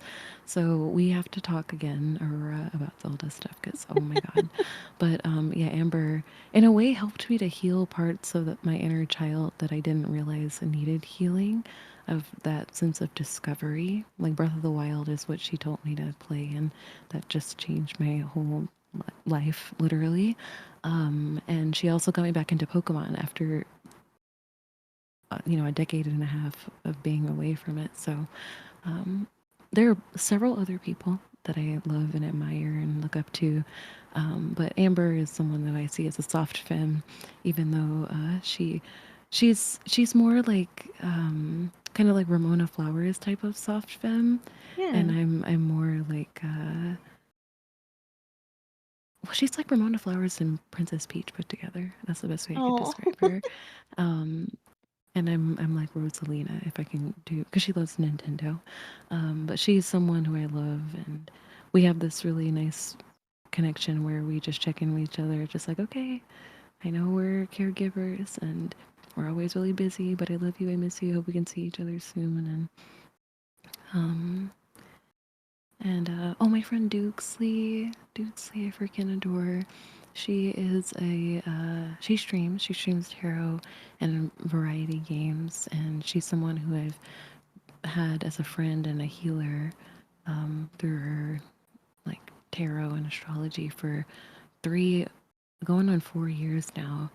And she is just, if you go, is it okay if you don't have to put this in the podcast, but you would love her aesthetic, Aurora. She's very Yes. much, her website is faezy.love, so faezi.love. When you look at her page, like you will understand why I feel such a kinship with her. She's just like the epitome of fairy, Oh gosh. whimsy, and light, and you'll love talking to her. I hope that you'll talk to her at some point, because she, I think, went to college for creative writing. So she has this really beautiful way of speaking and processing thoughts, but it's also very silly. So when I've Oh, gotten tarot readings from her, she's done like the Melee Princess Peach little humming through, and it's oh. just like yeah, those are two people that I'm thinking of. And then a newer friend for me, I don't know if she would call herself soft, but I feel I've been lurking in her stream actually while we've been talking because she's doing a partner push.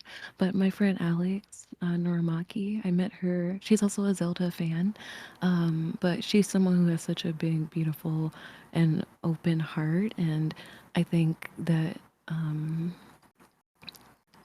I just really admire that she's so unapologetically herself, and she's silly and goofy, but she also does these like beautiful photo shoots and um, is so loving and tender with herself and her friends and her community that yeah, those are three people that of many, like I feel bad. I don't want to sit here and talk at you for 20 minutes about all the people that I love and adore that are soft femmes, but uh yeah, there's so many people, but those are the ones that are coming to my head at this exact moment. But I feel lucky that a glut of the people that I know are soft femmes because I felt really lonely before I started streaming, and now I have too many people to talk to. Now I feel like a bad friend. I'm like, oh heck, I Oh haven't no. messaged people back. But yeah, to any of my friends that end up listening to this, please know that I don't secretly hate you. I just it's like picking your favorite pet. There's no such thing. Like you love them all. Not saying they all are pets, but you know what I mean. Like I just love you so much. And like, thank you for even giving me the space to talk about them, Aurora, because my friends are Yes. like my family, and I love them a whole lot. It Well, yeah, it makes me want to it cry.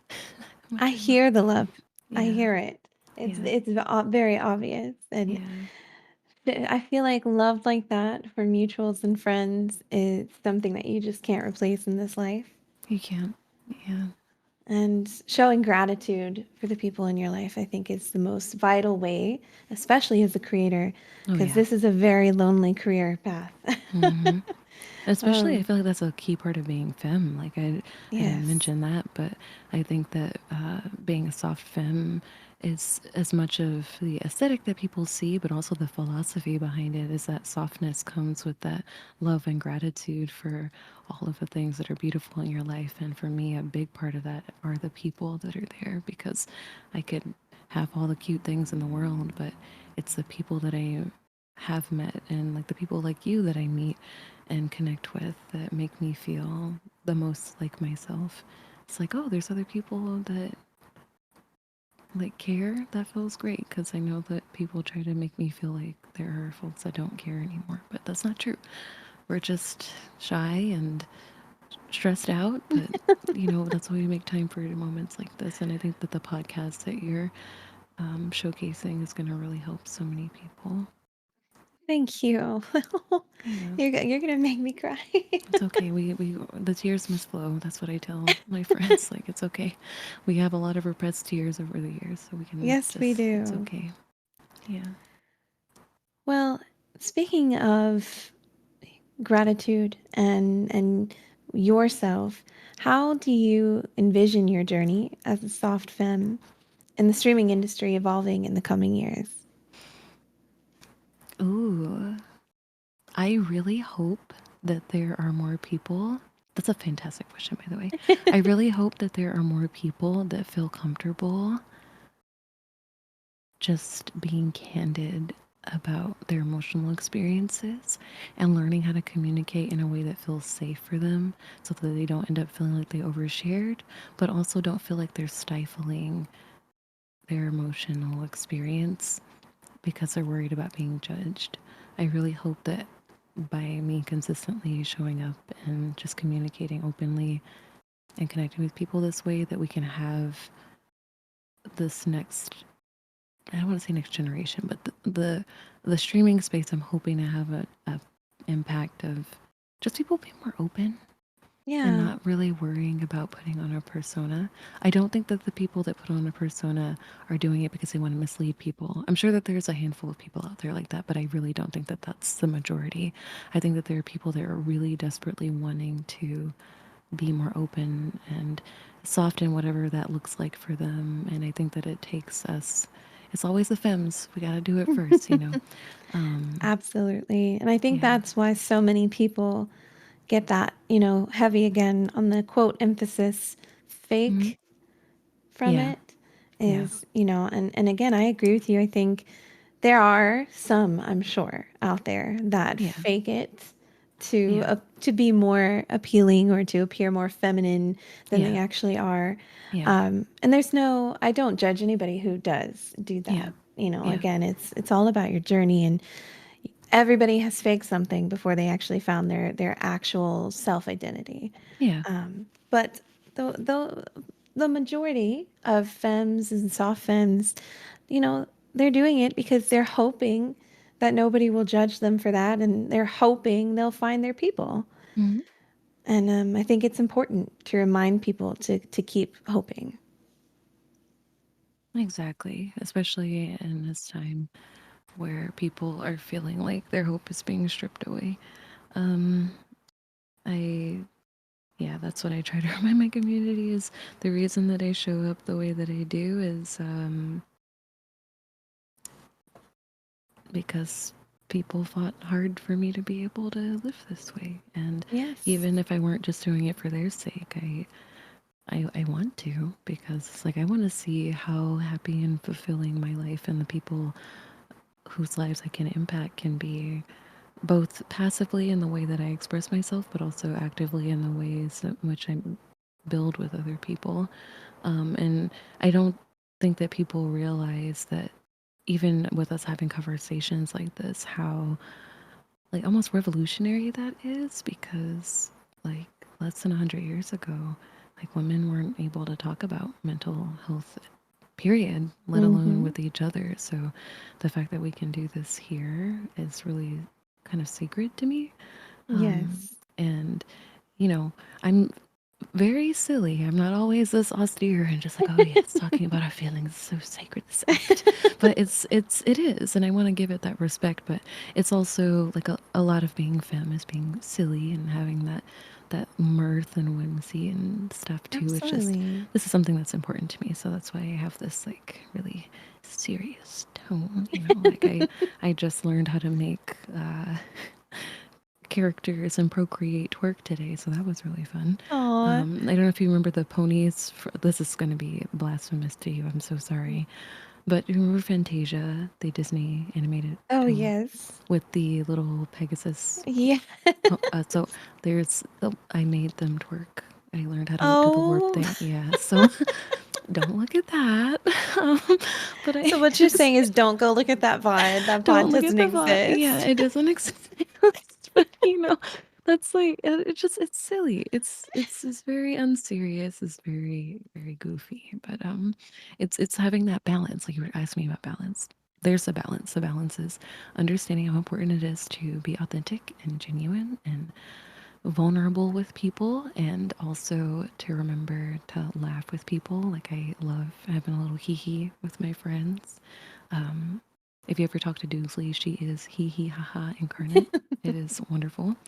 Um, and yeah, it makes me like even just talking to you now has made me feel so much better than I did earlier today, where I was just truthfully just feeling a little bit grim.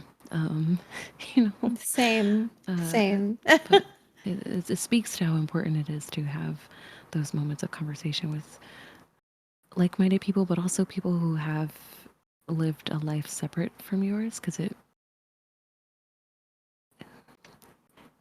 makes me feel more whole when I talk about things like this with people. So Absolutely. yeah. It's important to have these discussions, and that was, the my entire goal behind Tea Time with Honey. Hmm. I stole the idea from Mary Poppins. I love Mary Poppins. Is that what? So Yes. that's the inspiration. I didn't want to ask at the beginning because I wanted to let you talk about it. My knowledge of a lot of Disney is limited, but I'm so eager to learn. Oh, yes. And that a spoonful of sugar helps the medicine go down. And the medicine in this metaphor is very hard to discuss topics. Oh, I love that. And so Yeah, tea time with honey instead of sugar, it's honey because honey's better for you. it is. But I have just one more question before we close out. I kind of saved a loaded one for the last one. But I'm how ready.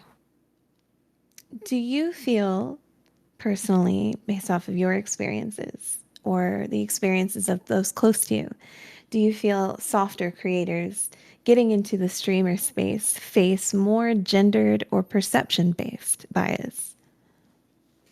Oh, absolutely. 1,000%. 1,000%. People, uh, especially within the, again, fantastic question. You're speaking about Zelda. So I want to give some context and disclaimer. I was very, very grateful that I was able to be on a Zelda lore podcast with Bandit Gaming and a few other Zelda lore creators on YouTube.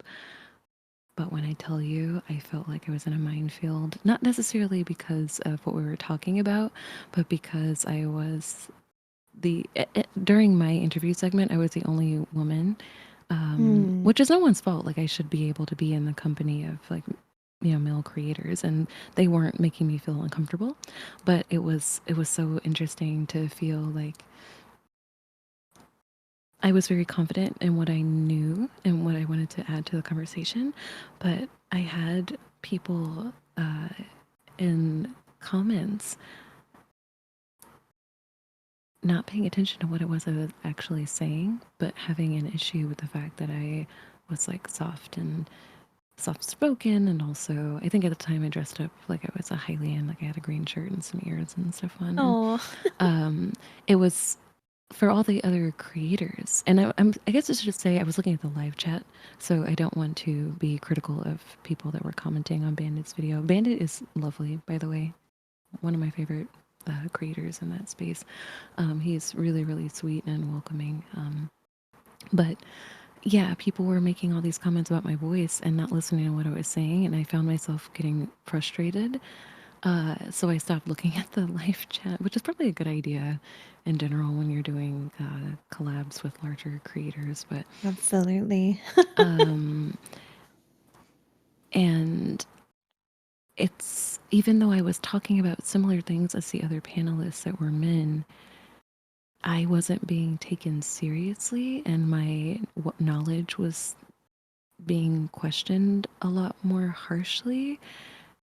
And I don't normally have that sort of interaction with folks because my space that I've curated on Twitch, which are people that volunteer to be there, by the way, I want to remind folks that the beauty of the communities that you have, even though you're cultivating a space and curating your content, everyone there is deciding to be there. So they're deciding to be there because they like what it is that you're doing. You're not forcing anyone there, right? So I'm just not used to that with my online interactions, and it was really jarring because it reminded me, like, oh yeah, we still have a ton of work to do when it comes to just allowing femmes to be soft and exist in these gamer spaces. It's a lot better, though, I will say. I was curious, I went to watch some of the old game awards presentations. Do not watch any of the ones that are pre like 2015. They are foul.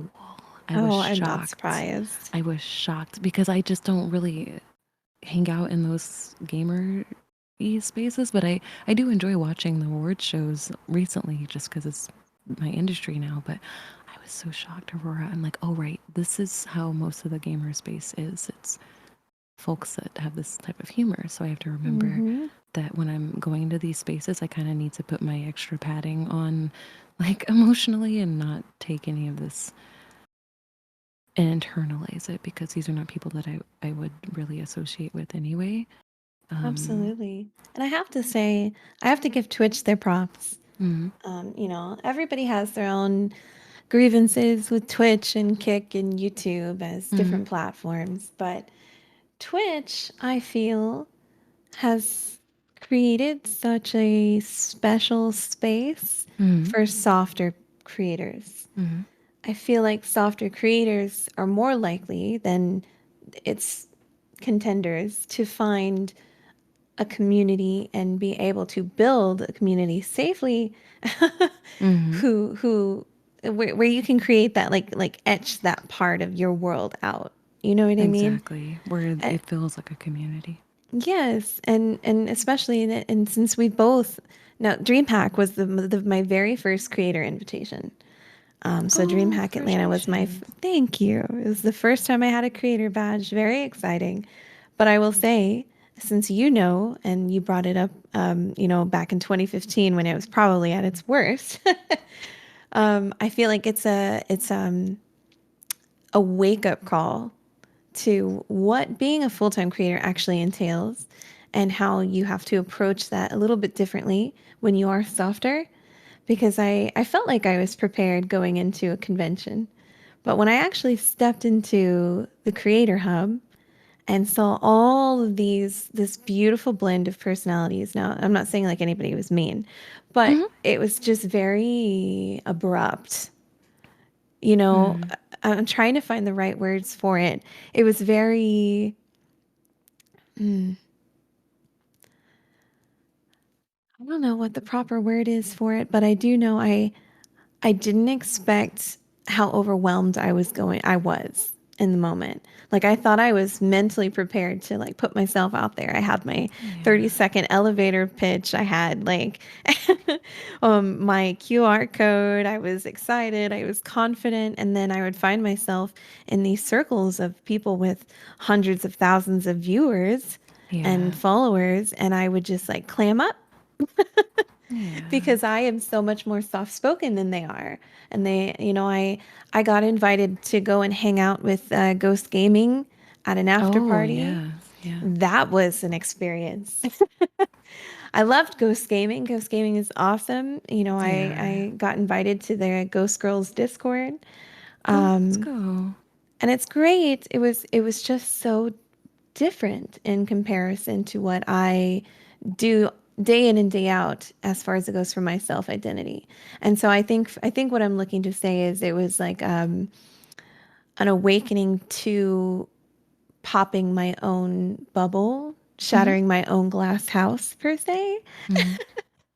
And I think for any soft femme who's just now getting into it and doesn't realize that that's how the majority of the industry is, I feel like that's Yeah. important for them to know going into it, that once you reach the point where you are trying to be full time and you're attending conventions and you're putting yourself out there, you've got that 30-second elevator pitch, your media kit, and doing everything that actually encapsulates being a full time content creator, being mentally prepared to shift a little and have that, what did you say, that extra emotional space. Yes. I think that's important when you actually are stepping out into the spaces where you are amongst the organizations and the esports and Hmm. all of the big things that drive the industry basically. Yeah, and it's something that you have to really build up your confidence with, because the way I don't think that you need to start yelling necessarily, right? But you No. do need to feel comfortable. Really, I hate to say it, but standing your ground, and not in the sense that Mm-hmm. you're going to be attacked by folks, but No. just feeling comfortable when you're in spaces with a lot of very strong personalities, of Mm-hmm. speaking up if they've been talking over you. And that's something that I was gratefully able to learn just working in a lab, because most industries are male dominated, like I guess Yes. most of them are, and you do have to, unfortunately, sometimes use some of the match the energy, I guess is what I'll say. I don't want to say Oh, use that's the such a good way. I tactics. think that's what I was Like, looking to say. yeah. No, and I got what you were saying. I wanted to piggyback off of that. Um, and it's a really important skill to learn and be comfortable Mm-hmm. with your in-person interactions, like maybe even with family, or Oh, like when you yes. go out for regular events, because when you're in those spaces at conventions, and I know that you know this, Aurora, but I think I'm mostly just saying this for folks that are listening to, like, it's so different from any job interview that you've done, because like you said, it's a 30-second pitch. If you even have that much time to make that impression and still be authentic and be able to do that the entire time you're at the convention. I think when I went to TwitchCon, I spoke to close to 400 people. Oh my goodness. It's so And much. it's so much, and it's fulfilling, but it's still like you're on, and the best case scenario is that the version of you that's on is who you are, which is why I take Absolutely. so much time to just reflect and make sure that I'm checking in with myself and that I still feel good about what it is that I'm doing, and et Hmm. cetera, because you are going to feel that drain immediately if you've been, like you said, Disingenuous. disingenuous. And that's very different from faking it till you make it when it comes to confidence. Like you said, I think Hmm. that was a great point that, yes, we have had to fake certain things. Like I've had to fake that I felt comfortable talking to people when I first started streaming. Now it's natural, but yeah, it's very different from pretending to be a person that you aren't versus, you know, building experience points and the confidence stat, you know. Absolutely. Yeah, or blood points in the for your perk. That's what we have. Yes. Yeah, yeah. You got to get the confidence perk. Um, Or to our yeah. sim girlies, the skill points. Your Yes, sim talking exactly. to yourself in the mirror. Yeah, gussying up. I literally do that before I go live every stream. I do too. I'm like, you know, you got this. People are gonna be here for you. They like you. You like you. Go get them. Yeah. I literally will stare at myself in Streamlabs and Yeah. just talk to myself, just looking right at the camera. You gotta psych yourself up because you gotta be entertaining and charming, and also mentally prepare for people being weird first time chatters. You know, you You never know.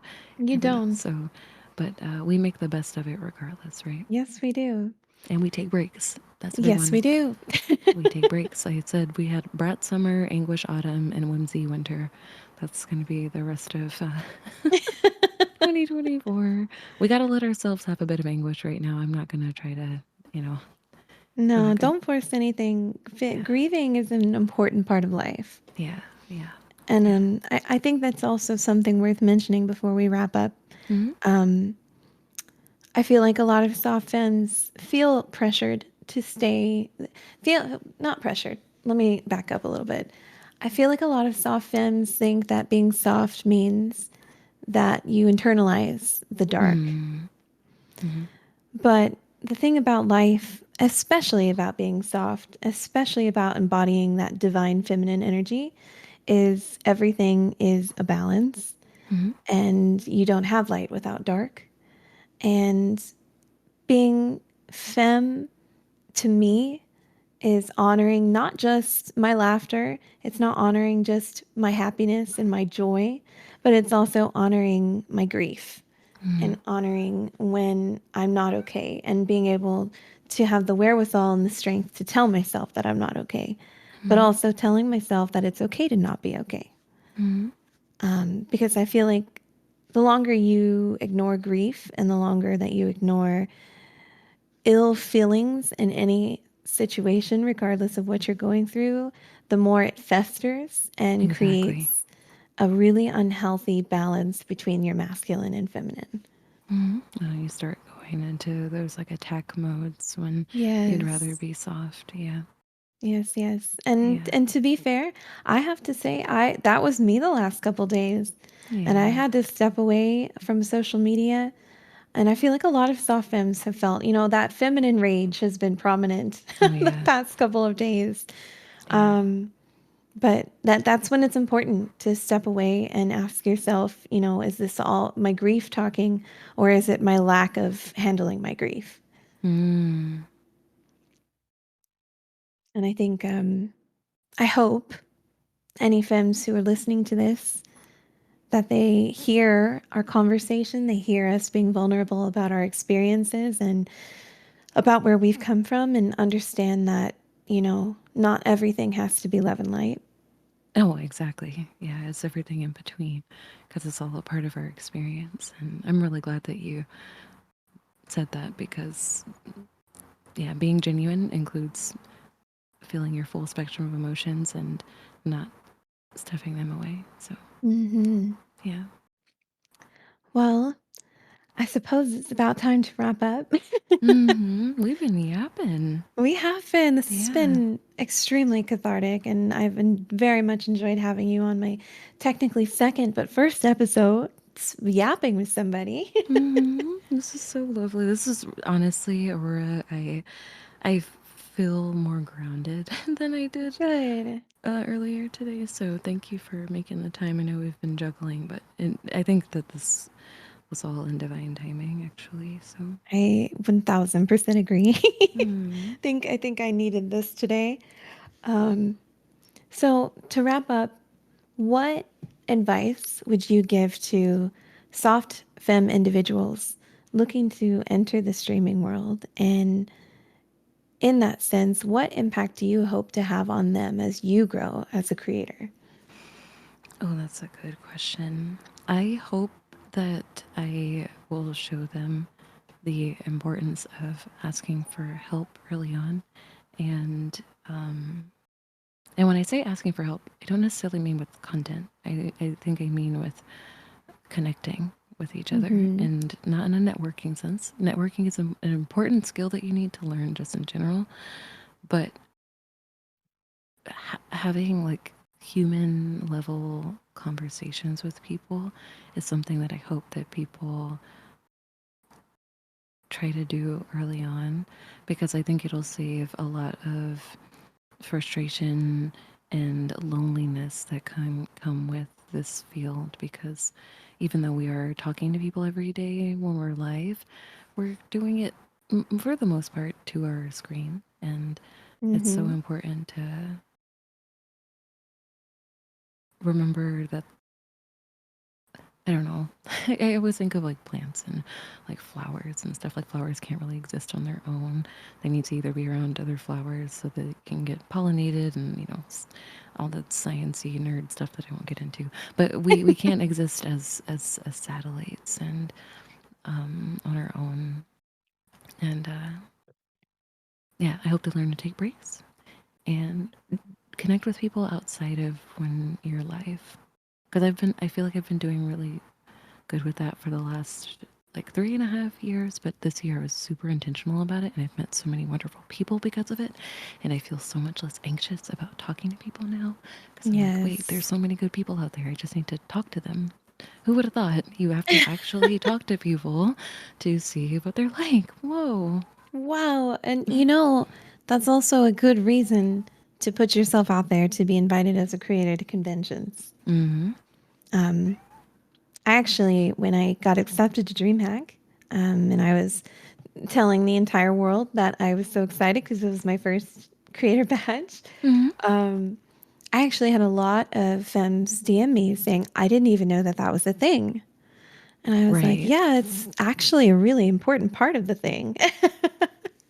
And I said, I was just too shy to ever try to do it for the past year and a half. And it's stuff like that that's kind of gate kept on accident. I don't think anyone keeps it a secret because they think they're going to miss out because there's so many opportunities. But I think people just, there's no like creator starter kit, you know? Right, absolutely. Mm-hmm. And, the only reason I knew about it was because I've been a musician for a while. Mm-hmm. And so, whenever I decide this is a career path for me now, Mm-hmm. I, it's probably like a good and a bad thing. I will spend hours, days researching it. Mm-hmm. I love research. I love learning. I love Mm-hmm. new things. And so everything that I figured out about the music industry, about copyright, publishers, all of like the internal stuff that a lot of like indie musicians didn't know. And I actually started my own label, which I still run with one of my close friends. I'm a little more hands off now, but it's a label intended specifically for femme and non binary musicians who don't know Oh, anything about the cool. music industry. Mm-hmm. And so I didn't want to keep all that stuff that I spent weeks upon weeks upon weeks researching and learning about in order to become a successful musician. I wanted to teach people that because these kinds of things, much like the conventions and putting yourself out there to meet organizations, developers, brands, companies, I agree. I don't think that it's intentionally gatekept. I don't think that there's some omnipotent being saying that you get to know about it and you don't. Right. But I do think that people don't make it their priority to teach about it. No. And I And think a part of that is just, at least within the cozy space, it's because people are overwhelmed and there's not a lot of yes, content talent managers in the cozy space because it's truthfully just not as lucrative as like yeah, esports. absolutely. But your point still stands that, yeah, sorry, I just, that came to mind as you were talking. No, yeah, and that's absolutely it. I think that if more talent companies focused on taking in smaller creators, Mm, because I feel like there's definitely a threshold, right, of when a manager would actually consider being your manager as a content creator. yeah. And it's very different than a musician. If you are a talented musician, it's pretty easy to find a manager. Mm, mm, Versus content creator, I think content creators lately have become more of a necessity, kind of calling back to one of the previous topics we were discussing, where we have become this collective mm, that and that's the beautiful part of being a content creator or streamer is everybody can succeed, right? mm, Because we all have different parts of our personalities and what we do in our niche mm, to be that comfort creator for somebody. mm, And that's why we can all succeed at the same time. But we've become such a prominent part of the entertainment industry because people need that comfort. mm, They need that serotonin for an hour or two, even if they're just lurking and just listening. It's like turning on a Netflix show in the background, right? mm, But instead of that disconnect where it's actors on a screen, you have a real person who's really responding to you mm, and having conversation with you, asking about your day. And I feel like that's why streaming in particular has become so prominent and lucrative. mm. It's not because people want the easy way out of a career. It's because it's a genuine way to connect with people. Yeah. And it is hard work. It is hard work. Yeah, I think people don't see a lot of that, but they'll see it as we explore that more in our Yes. lifetimes of having this career, right? And I also hope, whoever is listening, especially if you are an organization or a manager, Mm-hmm. I hope more people as we move forward and especially for disabled creators where this is the most viable career path for them. Mm-hmm.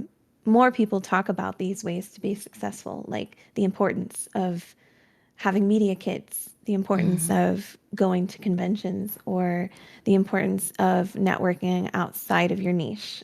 Yes, because you never know what connections you can make, and even just being outside of, I hate to call it almost like an echo chamber, but to that point of knowing how to carry yourself when you're in mixed company is Hmm. so important, even outside of the realm of content creation, just with, I feel like, becoming a fuller person. It's like you know yourself the best when you're around other people, I feel.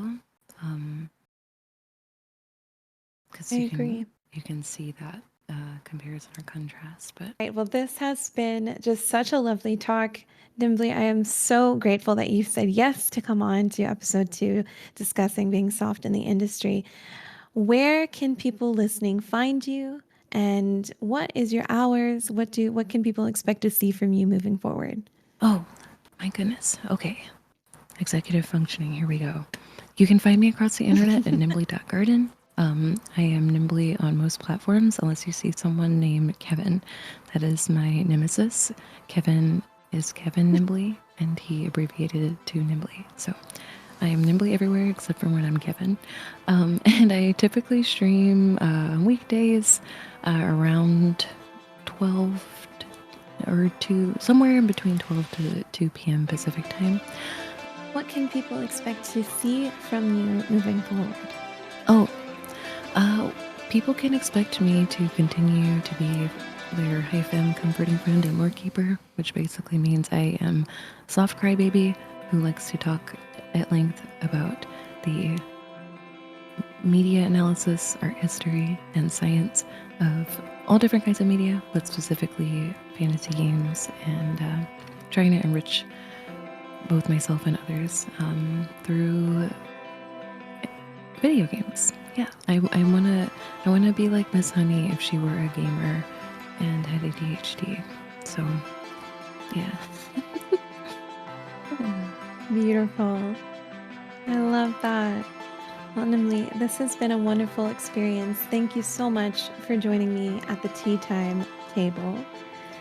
And for those of you who are listening, I hope that this was informative. I hope that this inspires you to continue being your soft self.